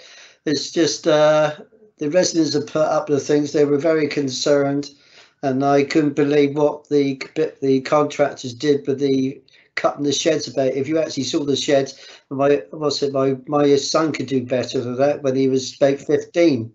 But also, a lighter point, don't ask me to look at the colours, because I'm colourblind, so don't get me something, please. Okay, thank you for that. I wouldn't know. Yeah, thank you for that, Malcolm. That was, I just put some points down. That was one of the points I'd picked up on David. It would be nice to see the colours and agree those before they're agreed, because I think, you know, we need to have the right one. Like David said, it's okay going darker, but how much darker, and would it actually fit? Because it could look much, much worse than it already does. And again, I think when David Huckfield or Phil Wiseman actually replied to Martin Wilson, we need to make it very clear that the refusal in July was to make sure that we got an overall consensus on the whole site and that we didn't have these back. We were very, very clear at that meeting in July that that was what it was for. We wanted fit for purpose sheds across the entire site. So if you can make that very clear. And also it's worth noting, I don't know who was going to reply to Pete Newcomb. I think Laura said she'd already replied, but that was absolute. With Ty Whitlock, he's abroad at the moment, and Democratic Services and IT have tried really hard to include him, and I'm glad that when it did come up that he had to put in a written statement that he made that point. We try to be an inclusive to everybody, even though we can't meet in a hall. So those points need to be made to those residents. Okay, so it's been proposed and seconded. Laura, can you put up the voting system, and hopefully Steve and Malcolm will get it right this time. Don't roll your eyes, Adam. On my screen, it's gone too far. Can I? It's not up yet. No, it's not up yet, David. That was the last vote that we did. It was partly up. Right. That was the last voting we had. We're just waiting for Laura to put it up again. I beg your pardon. Whilst she's doing that, I have a question I want to ask David after the vote's taken, please. Okay. And it should be there any second now. It is now. It still says. David, there should be one that says agenda item 9. No, oh right, hang on, I've got 8. It's in the chat. Oh, right, it's right, I found it now. Okay, cheers. That's 3 voted. I haven't got it. Where is it? 4 voted. It's in chat, Malcolm, on the side. Yeah, I got item 8. If you scroll down, Malcolm. Scroll down. Scroll up or down. All right. I'm up. No, down. Messages up. Yes. Adam stopped rolling his eyes now because he's just like, You got me now. Oh, right. Yes, we're there now. Adam, stop mucking about. Thank you so much, everybody. Thank you, David. But David Airy has a question for David Hockfield before we move on to the next one. Well, I think David's partly answered it already, but I did say that when I've spoken to Martin Wilson earlier by email, that I would be asking a question, and that is to get specifically exactly what is still outstanding on this application site to be dealt with, because there are 1 or 2 things there. There was a business about a border of the garden down in the bottom left-hand corner, if I remember rightly, something a bit about paths and so on and so forth. There were about 3 or 4 things that I think that Martin certainly, and I feel that perhaps we still need to have specific answers on. So I did say to Martin I would ask the question. I have done so. I appreciate that David has addressed some of it during the comments before. So if we can get an email back that lists specifically to members and to Martin the outstanding points, that would be really helpful. Thanks. Thank you for that, David. I think that is worth having, just that we're all kept in the loop as those questions came to all of us in this deputation. OK, well, moving on to agenda item 10, which is the Netley Central Sports Club, and we have Craig Morrison here on this one. Welcome, Craig. Thank you, Chair. I hope you can see and hear me. Just share my screen with you, if you bear with me 1 second.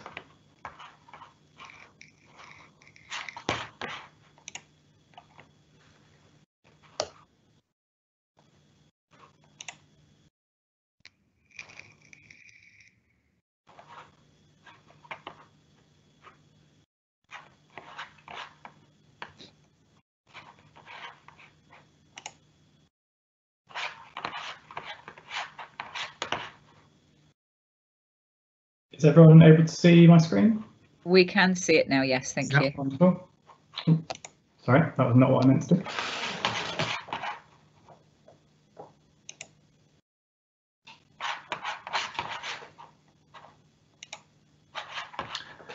So thank you, Chair. As you can tell, my name is Craig Morrison. I'm a Senior Planning Officer at East Borough Council, and I'm here to present item 10, which is for land to the rear of Netley Social Club. The proposal is for 2 dwellings with associated parking to the rear and an altered access onto New Road. Got 2 plans on this slide, a location plan to the left showing in red the current car park and in blue the current social club. Site overall is L-shaped, taking in the existing social club, including a walkway to the side of the social club which is due to be retained. This is not a public right of way, but members will likely be aware it is quite well used by the public. There are currently 24 car parking spaces in the area closest to New Road.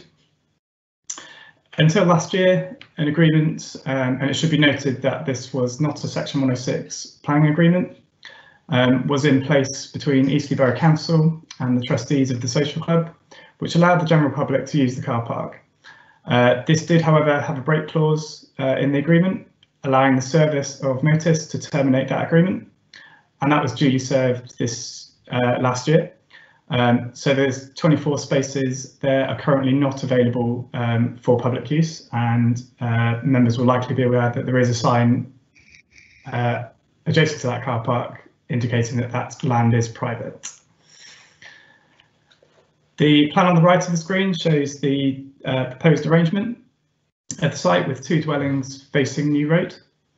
The 2-storey elements of the dwellings follow the building line, which can be seen. I'm hoping you can see my mouse here, following through 65, 67, and then through 67A and B.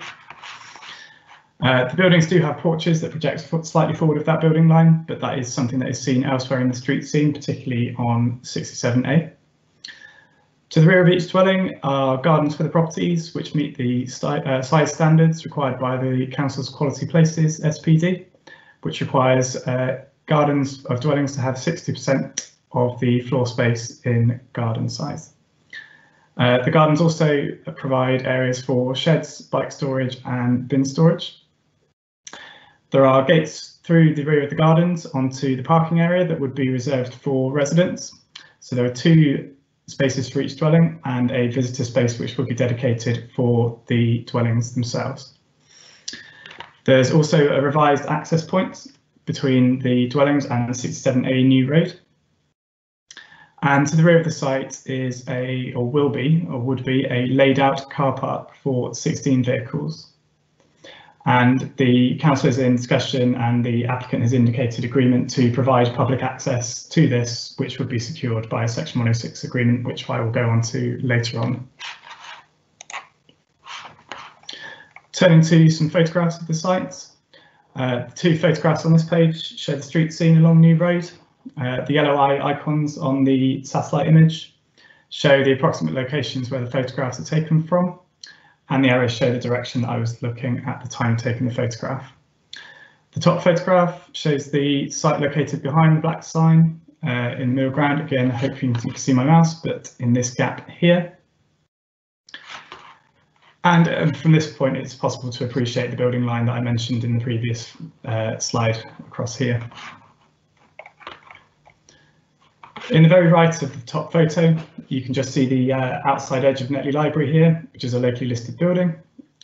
And you can see the side return of Victoria Mews in the background. Bottom photograph, apologies.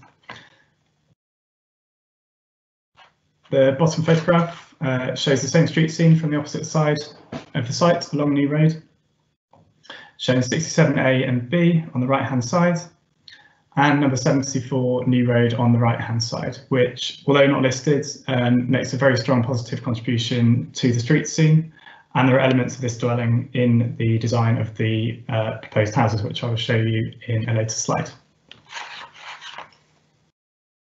Sorry, I'm not very good at this, only moving on one slide thing. So this slide again shows 2 photographs of the site. The top photograph shows the existing car park, and you can probably just make out that it does read private car park. Shows the existing 24 spaces with the hairdressers to the left and the hedge that runs along the site between 67A and the site just here, which is due to be retained. The second photograph is taken from the rear of the site and shows the rear of the social club, where bins are currently stored, and in the background, members will, with better eyesight than me, can just work out that there is a footpath link here that I've referred to before. So while this isn't a formal right-of-way, as I mentioned earlier, it's clear that this shortcut is used as a cut through between the car park and Station Road. The proposal wouldn't affect the ability to use this, as no obstacles or car parking spaces would obstruct its use.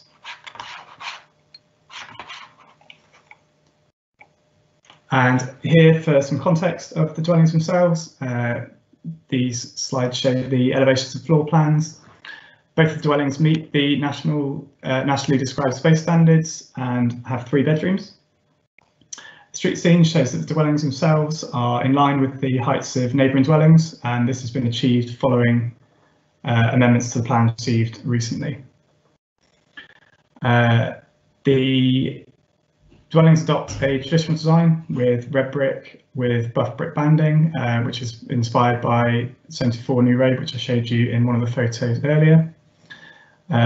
The dormers have been removed and the height reduced as mentioned to bring it into line with the height of neighbouring buildings. In terms of key considerations, achieving sustainable development lies at the heart of the planning system, and there are 3 strands to sustainable development: economic, social and environmental. The provision of 2 private housing units would be a minor economic benefit of the scheme.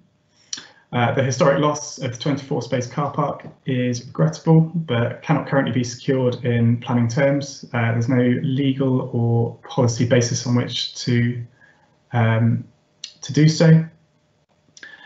The proposal, however, does represent the chance to secure 16 spaces for daytime public use, and this could be achieved in perpetuity via a Section 106 legal agreement. Overall, the scheme, therefore, is considered to result in a minor positive benefit. The social benefit of open market housing is considered to be limited as there's no affordable housing provided here. Therefore, the social benefits to the scheme are considered to be neutral. The development does remove an existing area of hard standing and will provide additional garden space representing a marginal positive environmental balance, and conditions are recommended to secure biodiversity enhancements such as bird and bat nesting locations within the fabric of the proposed buildings. So on balance, somewhere between neutral and positive environmental sustainable benefit. Moving on to some more detailed key points. Some of them I have covered earlier, but we'll just go into a little bit more detail. It's important to remember that in planning policy and legal terms, there is no protection for the previous use as a public car park. So the ability to secure the sites for 16 spaces in perpetuity is considered a public benefit. The existing walkway would remain unaffected by the development. In broad terms, the development meets the necessary standards on residential parking, internal and external space, and would not have an unacceptable impact on neighbouring amenity. While the site isn't in the conservation area, it is adjacent to it and therefore has the potential to affect its setting. However, the existing car park has been highlighted by the Built Heritage consultant as causing harm to the conservation area, and therefore the ability to enclose that area and contribute more positively to the street scene is considered to enhance the character and appearance of the conservation area. As a result, the Council's duty in relation to the Planning, Conservation Areas and Listed Buildings Act has been met, and there's also not considered to be an impact on trees or natural features that are worthy of retention, and biodiversity enhancement can be achieved via the use of conditions. The proposal is considered to be in accordance with the relevant saved policies of the adopted Eastleigh Borough Local Plan. There are some outstanding matters that need to be addressed, primarily in regard to bin collection, to ensure that bin collection can be satisfactorily arranged, ensuring that there is not an impact on highway safety and the free flow of the highway, as well as the need to complete a planning application that secures daytime public access to the remaining on-site car park and towards the Solent Recreation Mitigation Strategy, as well as the impact of nitrates on the Solent and Southampton Water SPA. There is also an updated Condition 1 following the amended plans that is purely changing revision numbers from those originally included in the report. Thank you, Chair. Thank you, Craig. There's a written representation. I think Julie's going to read that out. Julie, please. Thank you, Chair. This is a written statement from Heather McCrudden supporting this application. Dear Chair, committee members and councillors, thank you for the opportunity to have our views heard on this planning application today. The proposal before you today has undergone several amendments following input from your planning officer and consultees.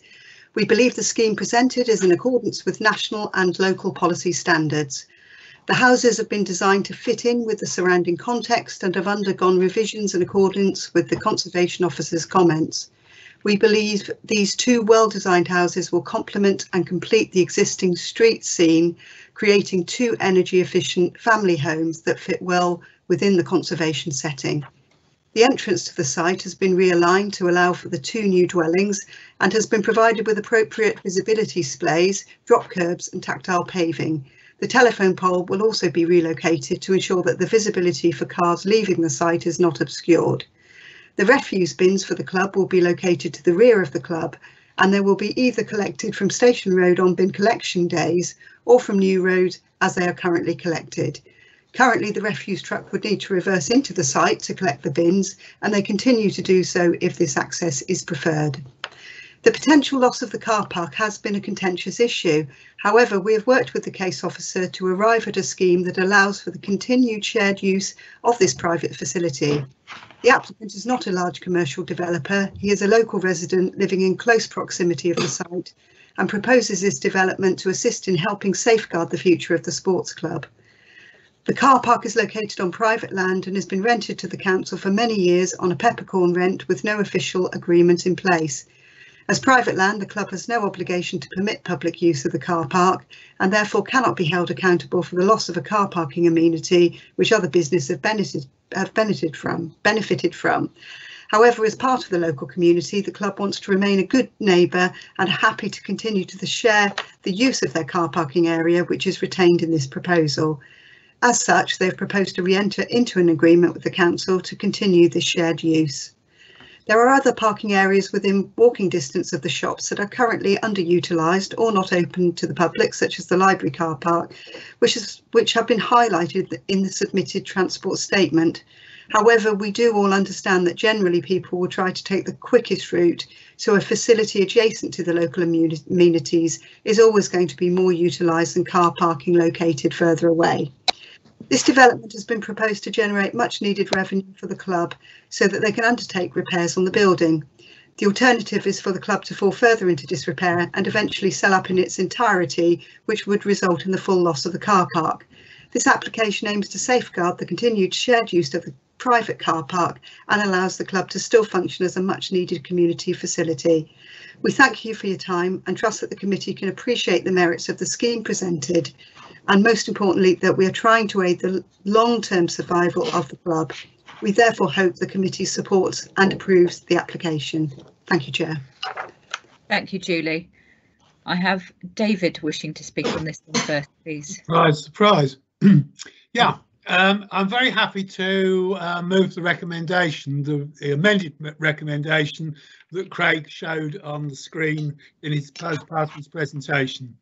I also want to thank Craig for the amount of work he's done on this, and which has helped to bring what was a very controversial package to start with, to have a lot of common sense brought on board, and now to have a scheme which is eminently supportable. We made the point about the bin collection, and that is an important thing to sort out. My preference would be to see that coming still from New Road, for the simple reason that Station Road gets quite a lot of hold-ups as a result of bin collection as it is now. I know somebody made in their submission something about that being an environmental problem, but I don't think it's the environmental problem that we need to be out looking for there, because other bins are going to be out on Station Road. The important thing is to try and retain the traffic flow as best we possibly can at the times when bins are being collected.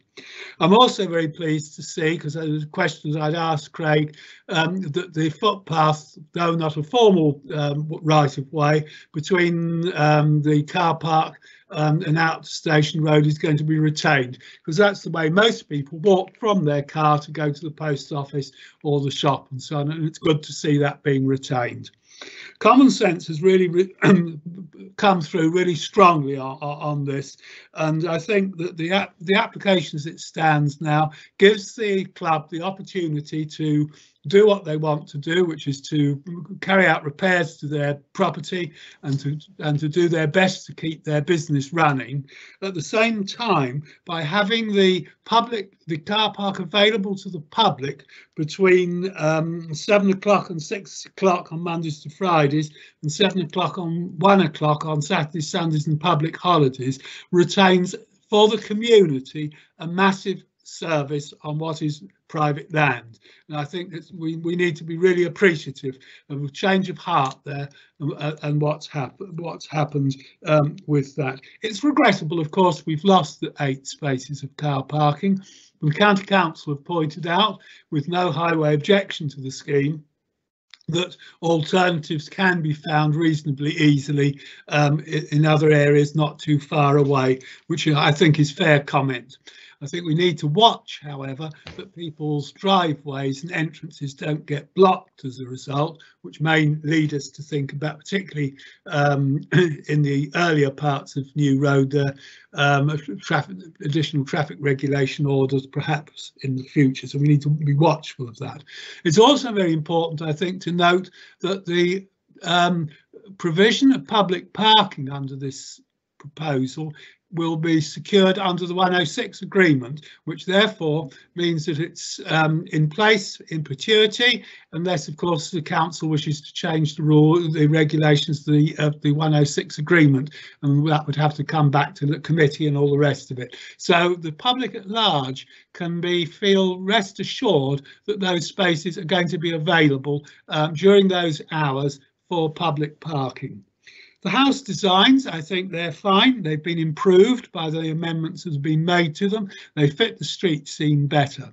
The street scene is poor there, as was shown by Craig's photograph, with a mucky old bin, a broken down wall, ugly sort of entranceway. The design of the houses, which is simple and traditional, will be an improvement on the street scene there, and they do take up themes from some of the other properties, and there are a multi-number of different property types along there, so that they have seen and taken into consideration other character properties that are along there.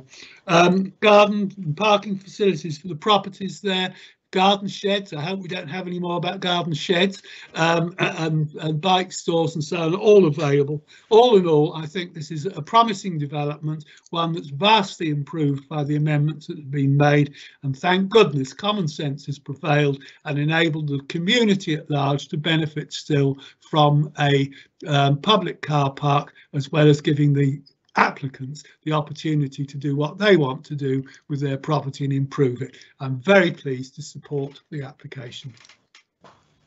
Thank you, David. Adam, please, next. Thank you, Chair. I want to speak in support of the proposal as well.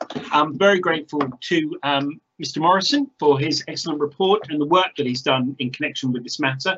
I'm also very grateful to the trustees or the committee of the Netley Central Club for their cooperation and looking upon this as an opportunity to work with us. The Netley Central Club is a very important part of the life of Netley as a village. I've been there on several occasions, and I've even worked there once, so I know it well.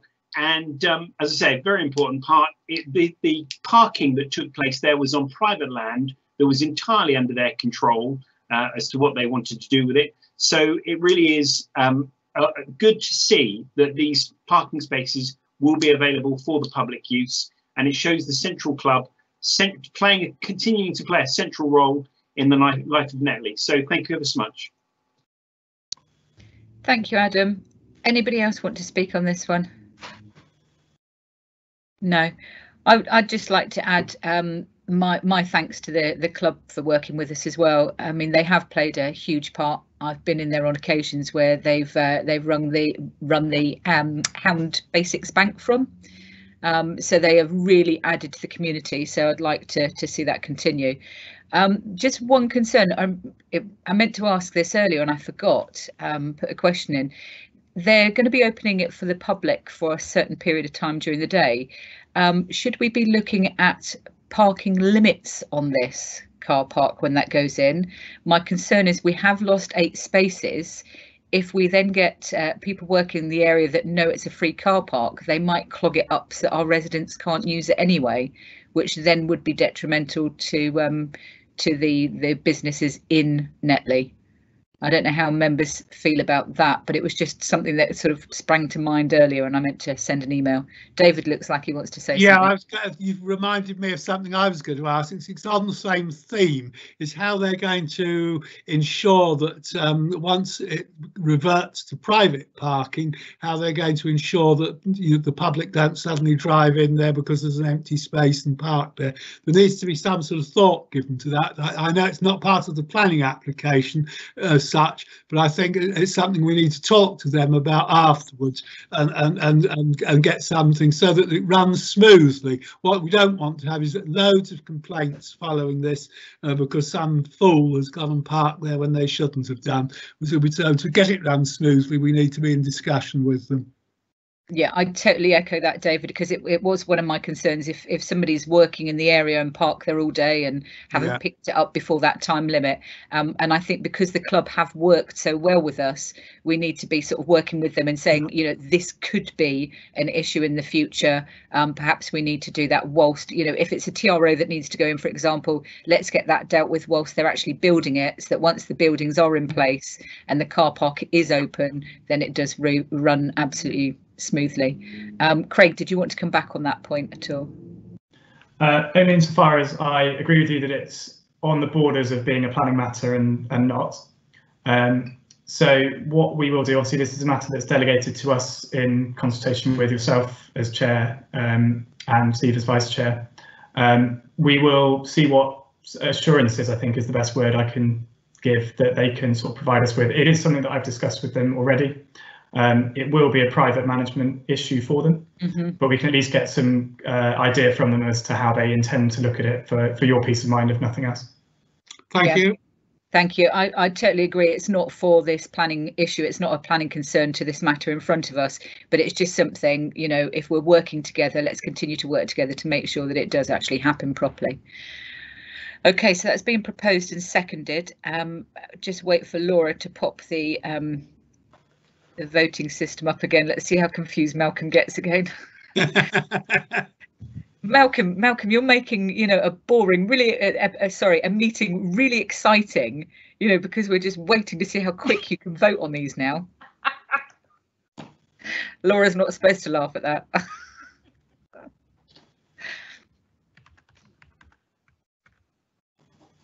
You're mute, Malcolm.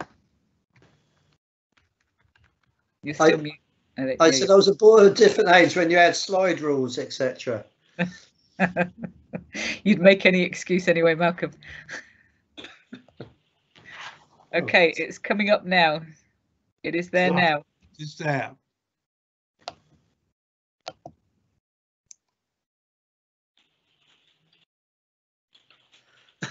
We're up to 3. Oh, 4. Oh, wait there. Wait. Oh. It's not going. OK, have you highlighted your for, against or abstain? Oh, it's gone there. OK, and then press submit. Yes, there you go. Fantastic. I Okay, think we just need to be clear that that's clearly carried for permitting planning permission, because I don't think we were as clear on the last one as we probably could have been for the people that are watching at home. Okay, yep. Sorry, my fault entirely. It's Malcolm's confusing us all this evening. So yes, that is clearly carried for permitting that one. Thank you very much. Thank you very much, Craig. Thank you, Chair. Okay, we'll move on to agenda item 11 and traffic regulation order, and hopefully Barbara's with us. Is Barbara back with us? I am back with the meeting. Okay. Good evening, everyone. Good evening, Barbara. Right, if I just share my screen, and I've recorded the presentation, so I'll just play it now.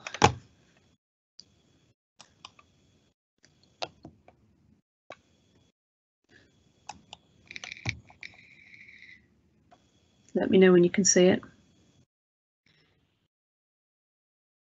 We can now, yes. Yeah. Okay.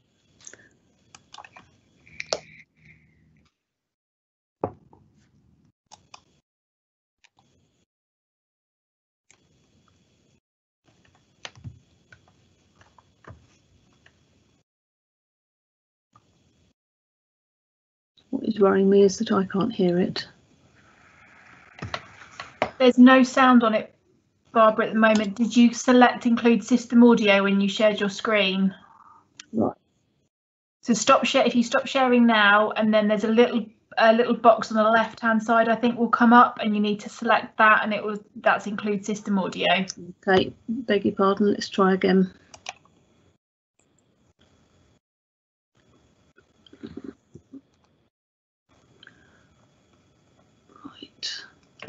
Right, can you say that again, Laura? What I need to do? I haven't got the same view as you, but where on the options where you're sharing, there is a tiny little box that says include system audio, and it's a little tick box, and it should appear above all our pictures. Okay. Okay. And then you should be able to hear your narration. If it doesn't work, I have got it on my system just in case. Okay, right, let's try take two then.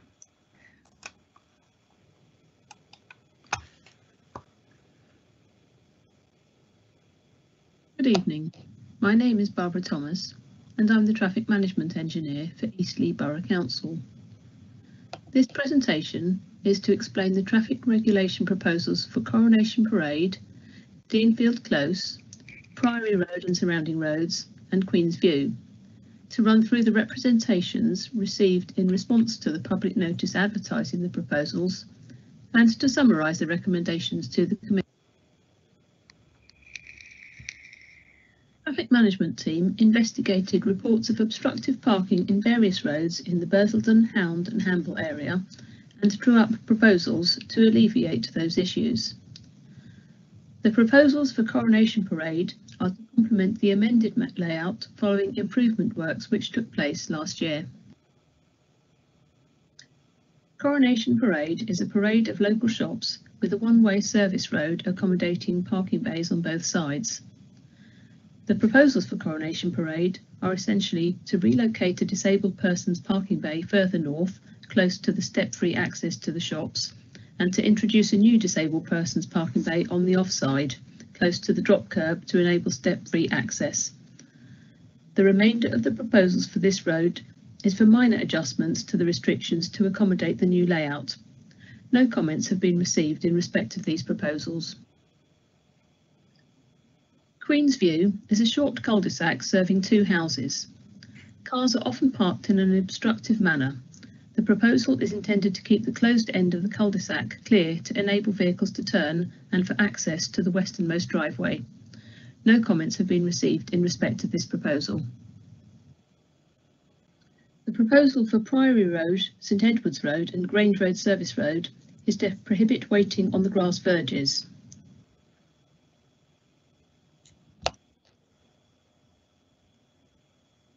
Vehicles driving and parking on the verge causes damage which is unsightly, leads to mud being deposited on the carriageway and is costly to repair.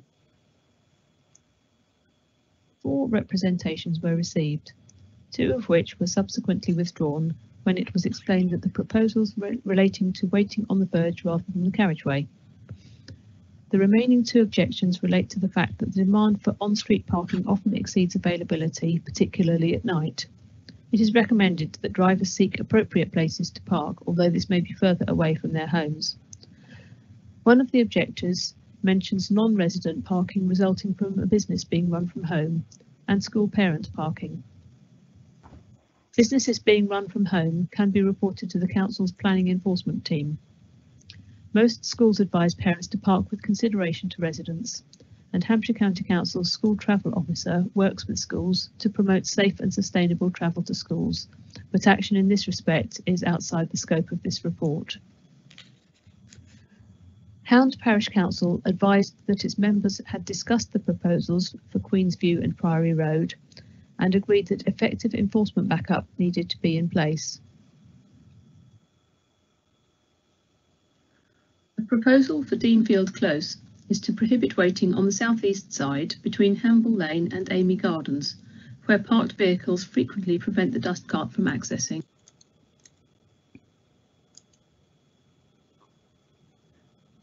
One representation has been received from a resident who is concerned that the displaced vehicles might be parked further into the close, obstructing footways and accesses. At this stage, it is not clear where displaced vehicles might be parked, and requests for further waiting restrictions would be investigated for a possible future scheme. In summary, the proposals attracted objections and comments. The representations have been considered, and it is recommended that the proposed restrictions be implemented as advertised. That concludes the presentation. Thank you. Thank you, Barbara. Is there anything you want to verbally add to that, or is that completed? That's completed. Thank you very much. I do believe we're going to Julie for a written representation. Yes, that's correct, Chair. Yeah. Yes, this is a statement from John Ayres, who is objecting to proposed waiting restrictions at Deanfield Close. Further to my email of the 6th of August 2020, I now wish to have the following statement read to the committee stating my concerns over your proposal. The area you have nominated for parking restrictions is currently used for overflow parking, mainly by the residents of Amy Gardens, which was built approximately 50 years after Deanfield Close and appears to have inadequate parking for the current residents. There are several commercial vehicles that cannot be parked in Amy Gardens due to planning restrictions. If you choose to proceed with the proposal, the vehicles will simply park further into the close, which is a small narrow road, some 4 metres wide, where any parking can cause problems and frequently blocks driveways. Also, access for emergency utility and commercial food delivery vehicles would become extremely difficult. I feel the current parking situation has many flaws, but it is probably the best option at this time. Thank you, Chair. Thank you, Julie. Members. David, you're on mute, David. Unmuted. Yeah, 2 points. Firstly, on the Deanfield Close ones, the photograph was put up and whipped away so quickly. I never had time to take in what I was looking at, and I think it's quite important to get that in my mind on that one. I also want to make a reference to Priory Road if we deal with Deanfield first. Barbara, are you able to share that photo with us again? I'm just going to do it on Google Street View.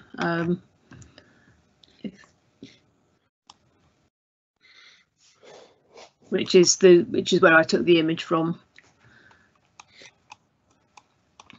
So it was really just showing the entrance to Deanfield Close, and the proposed restrictions are from the junction up to just beyond where this car is parked, and I think that shows quite clearly what the problems are, and the restrictions will be to the edge of this drop curb here.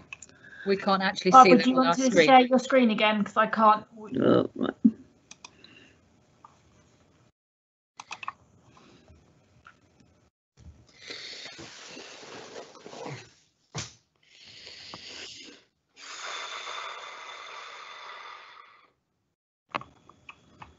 Sorry, my internet seems to be quite slow this evening. Okay, we have it there now. We're used to that with internet. So the restriction would be on the right hand side as you're looking at this image, from the junction up to just beyond this the car parked on the partly on the footway, which I think demonstrates quite clearly some of the issues that have been experienced. And zooming in, the double yellow line would stop just at the far edge of this drop curb here. And the entrance to Amy Court, or whatever it's called, is behind the car, is it? It's behind the car, yes. Yeah. Let me just see if I can get into the road.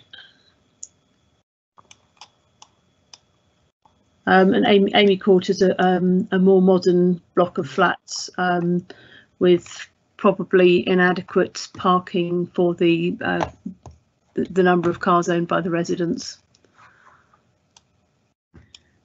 And you can see from the architecture of these the other houses that they're clearly much older. Yes, and they'll have plenty of parking space too. A reasonable amount. I would say most have at least, it appears to be at least one driveway space plus a garage. Yeah. I mean, some of them have converted their front garden, so they'll have a little bit more. But this house here is most likely more or less the original layout. Yeah. Okay, David. That's helpful. That's helpful. I should also mention that the carriageway is quite narrow. It's about 4 metres wide, so a car parked on one side would most likely cause difficulties for people getting in and out of their driveways. Okay, David, did you want to carry on? Yeah, I think if we go back to where we can see from the junction, please. Sure.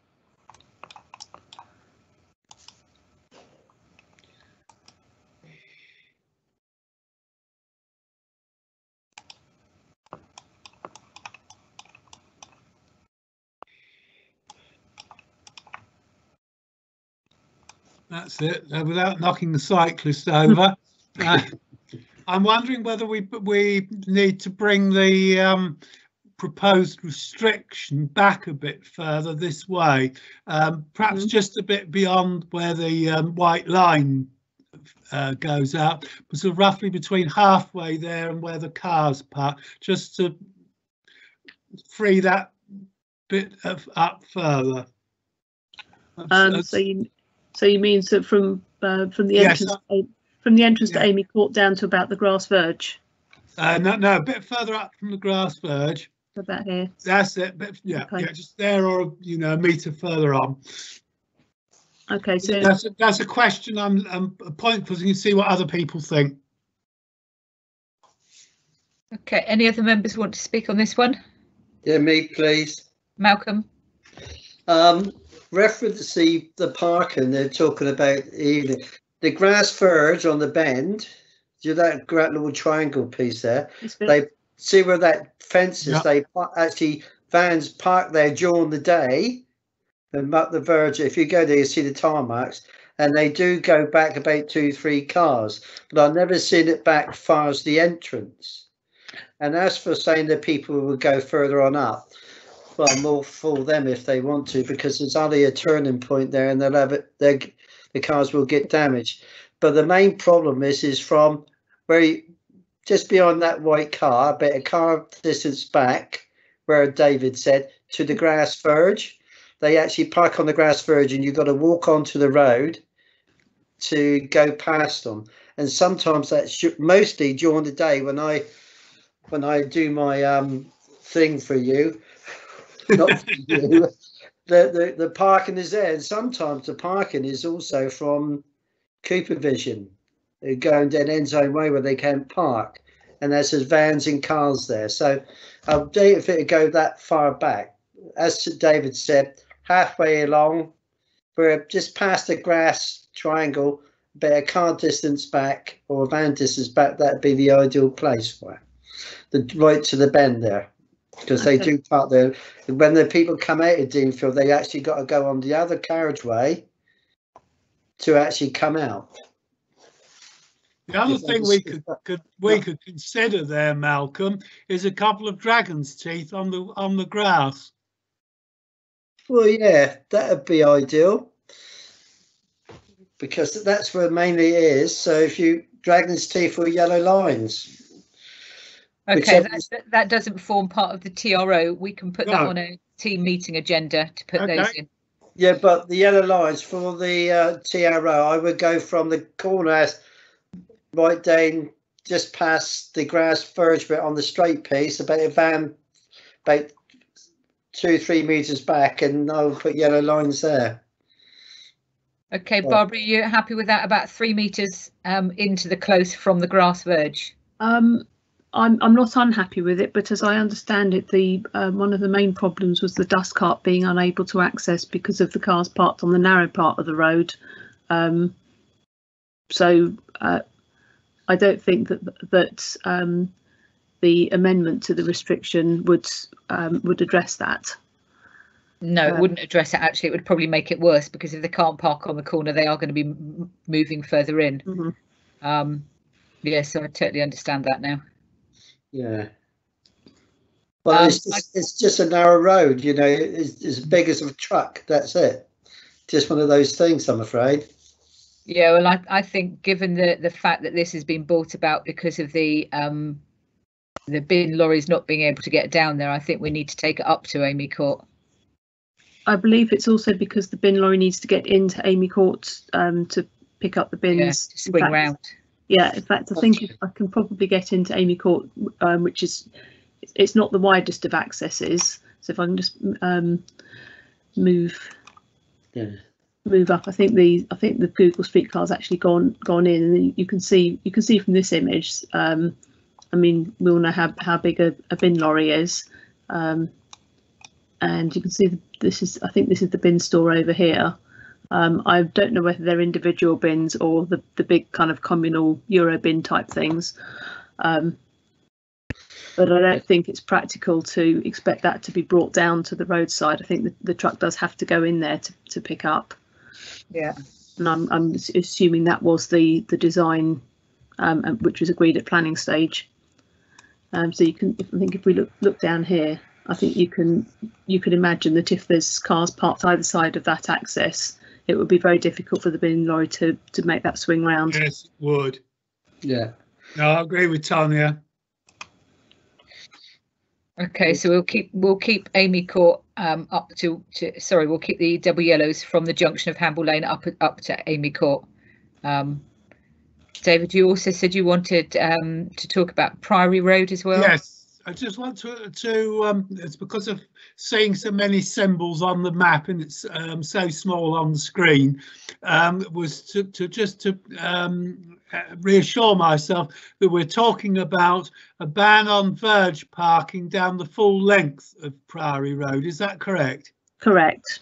That's fine, because that then we have, and I'll tell you why I'm asking the question, is because one of the objectors' letters mentions about a long-term parking problem that has never been sorted out, and the only way you can sort that problem out is actually to ban verge parking in the road as a whole. So that should hopefully meet that gentleman and ladies objection that they have had for a long time.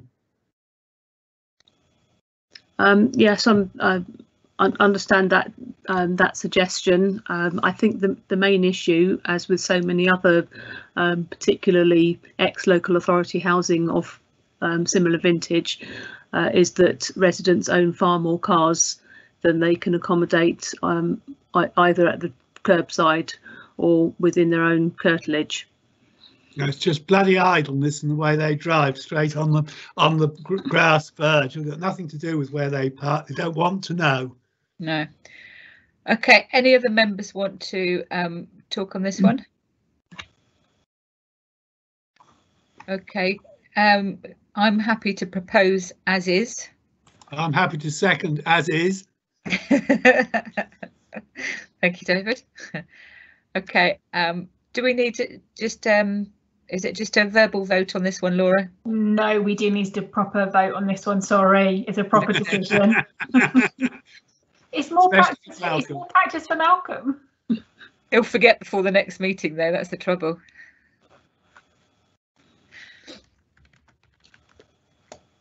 Don't stand for this, Malcolm. It's the age thing. Are we there? Not yet.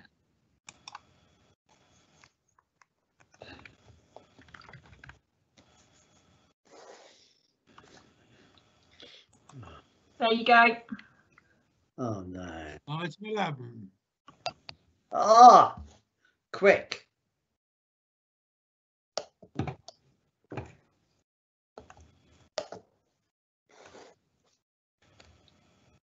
Who's not done? Everyone's done. Everyone's done. There they are now. Good. Yay! Okay, that's clearly been carried for those traffic regulation order. Barbara, thank you very much for all the work that's gone into that and for being here this evening. You're welcome. Thank you. Thank you. Good night. Thanks, Good night. Okay. Oh, it's gone again. I can't believe this. The only thing we've got left is for noting is the appeals. and I'm trying to log back in. I'm talking slower to hopefully get in there quickly. That's going to come up with the wrong. Sonia, do you want me to tell you what they are? Would that help? Well, I know it's GE and Mole Cottage. And 4 New Road. That's the other one. Thank you very much, David. So those are just for noting anyway. So I think that concludes this evening's meeting. Thank you very much, everyone. Thank you. Thank you. Been an education for Malcolm. Yes, thank you very much. Good meeting. Thank you, everyone, and good night. Thank you, Sonia. Thank you. Good night. Thank you, Good John. night. Thank you. Bye.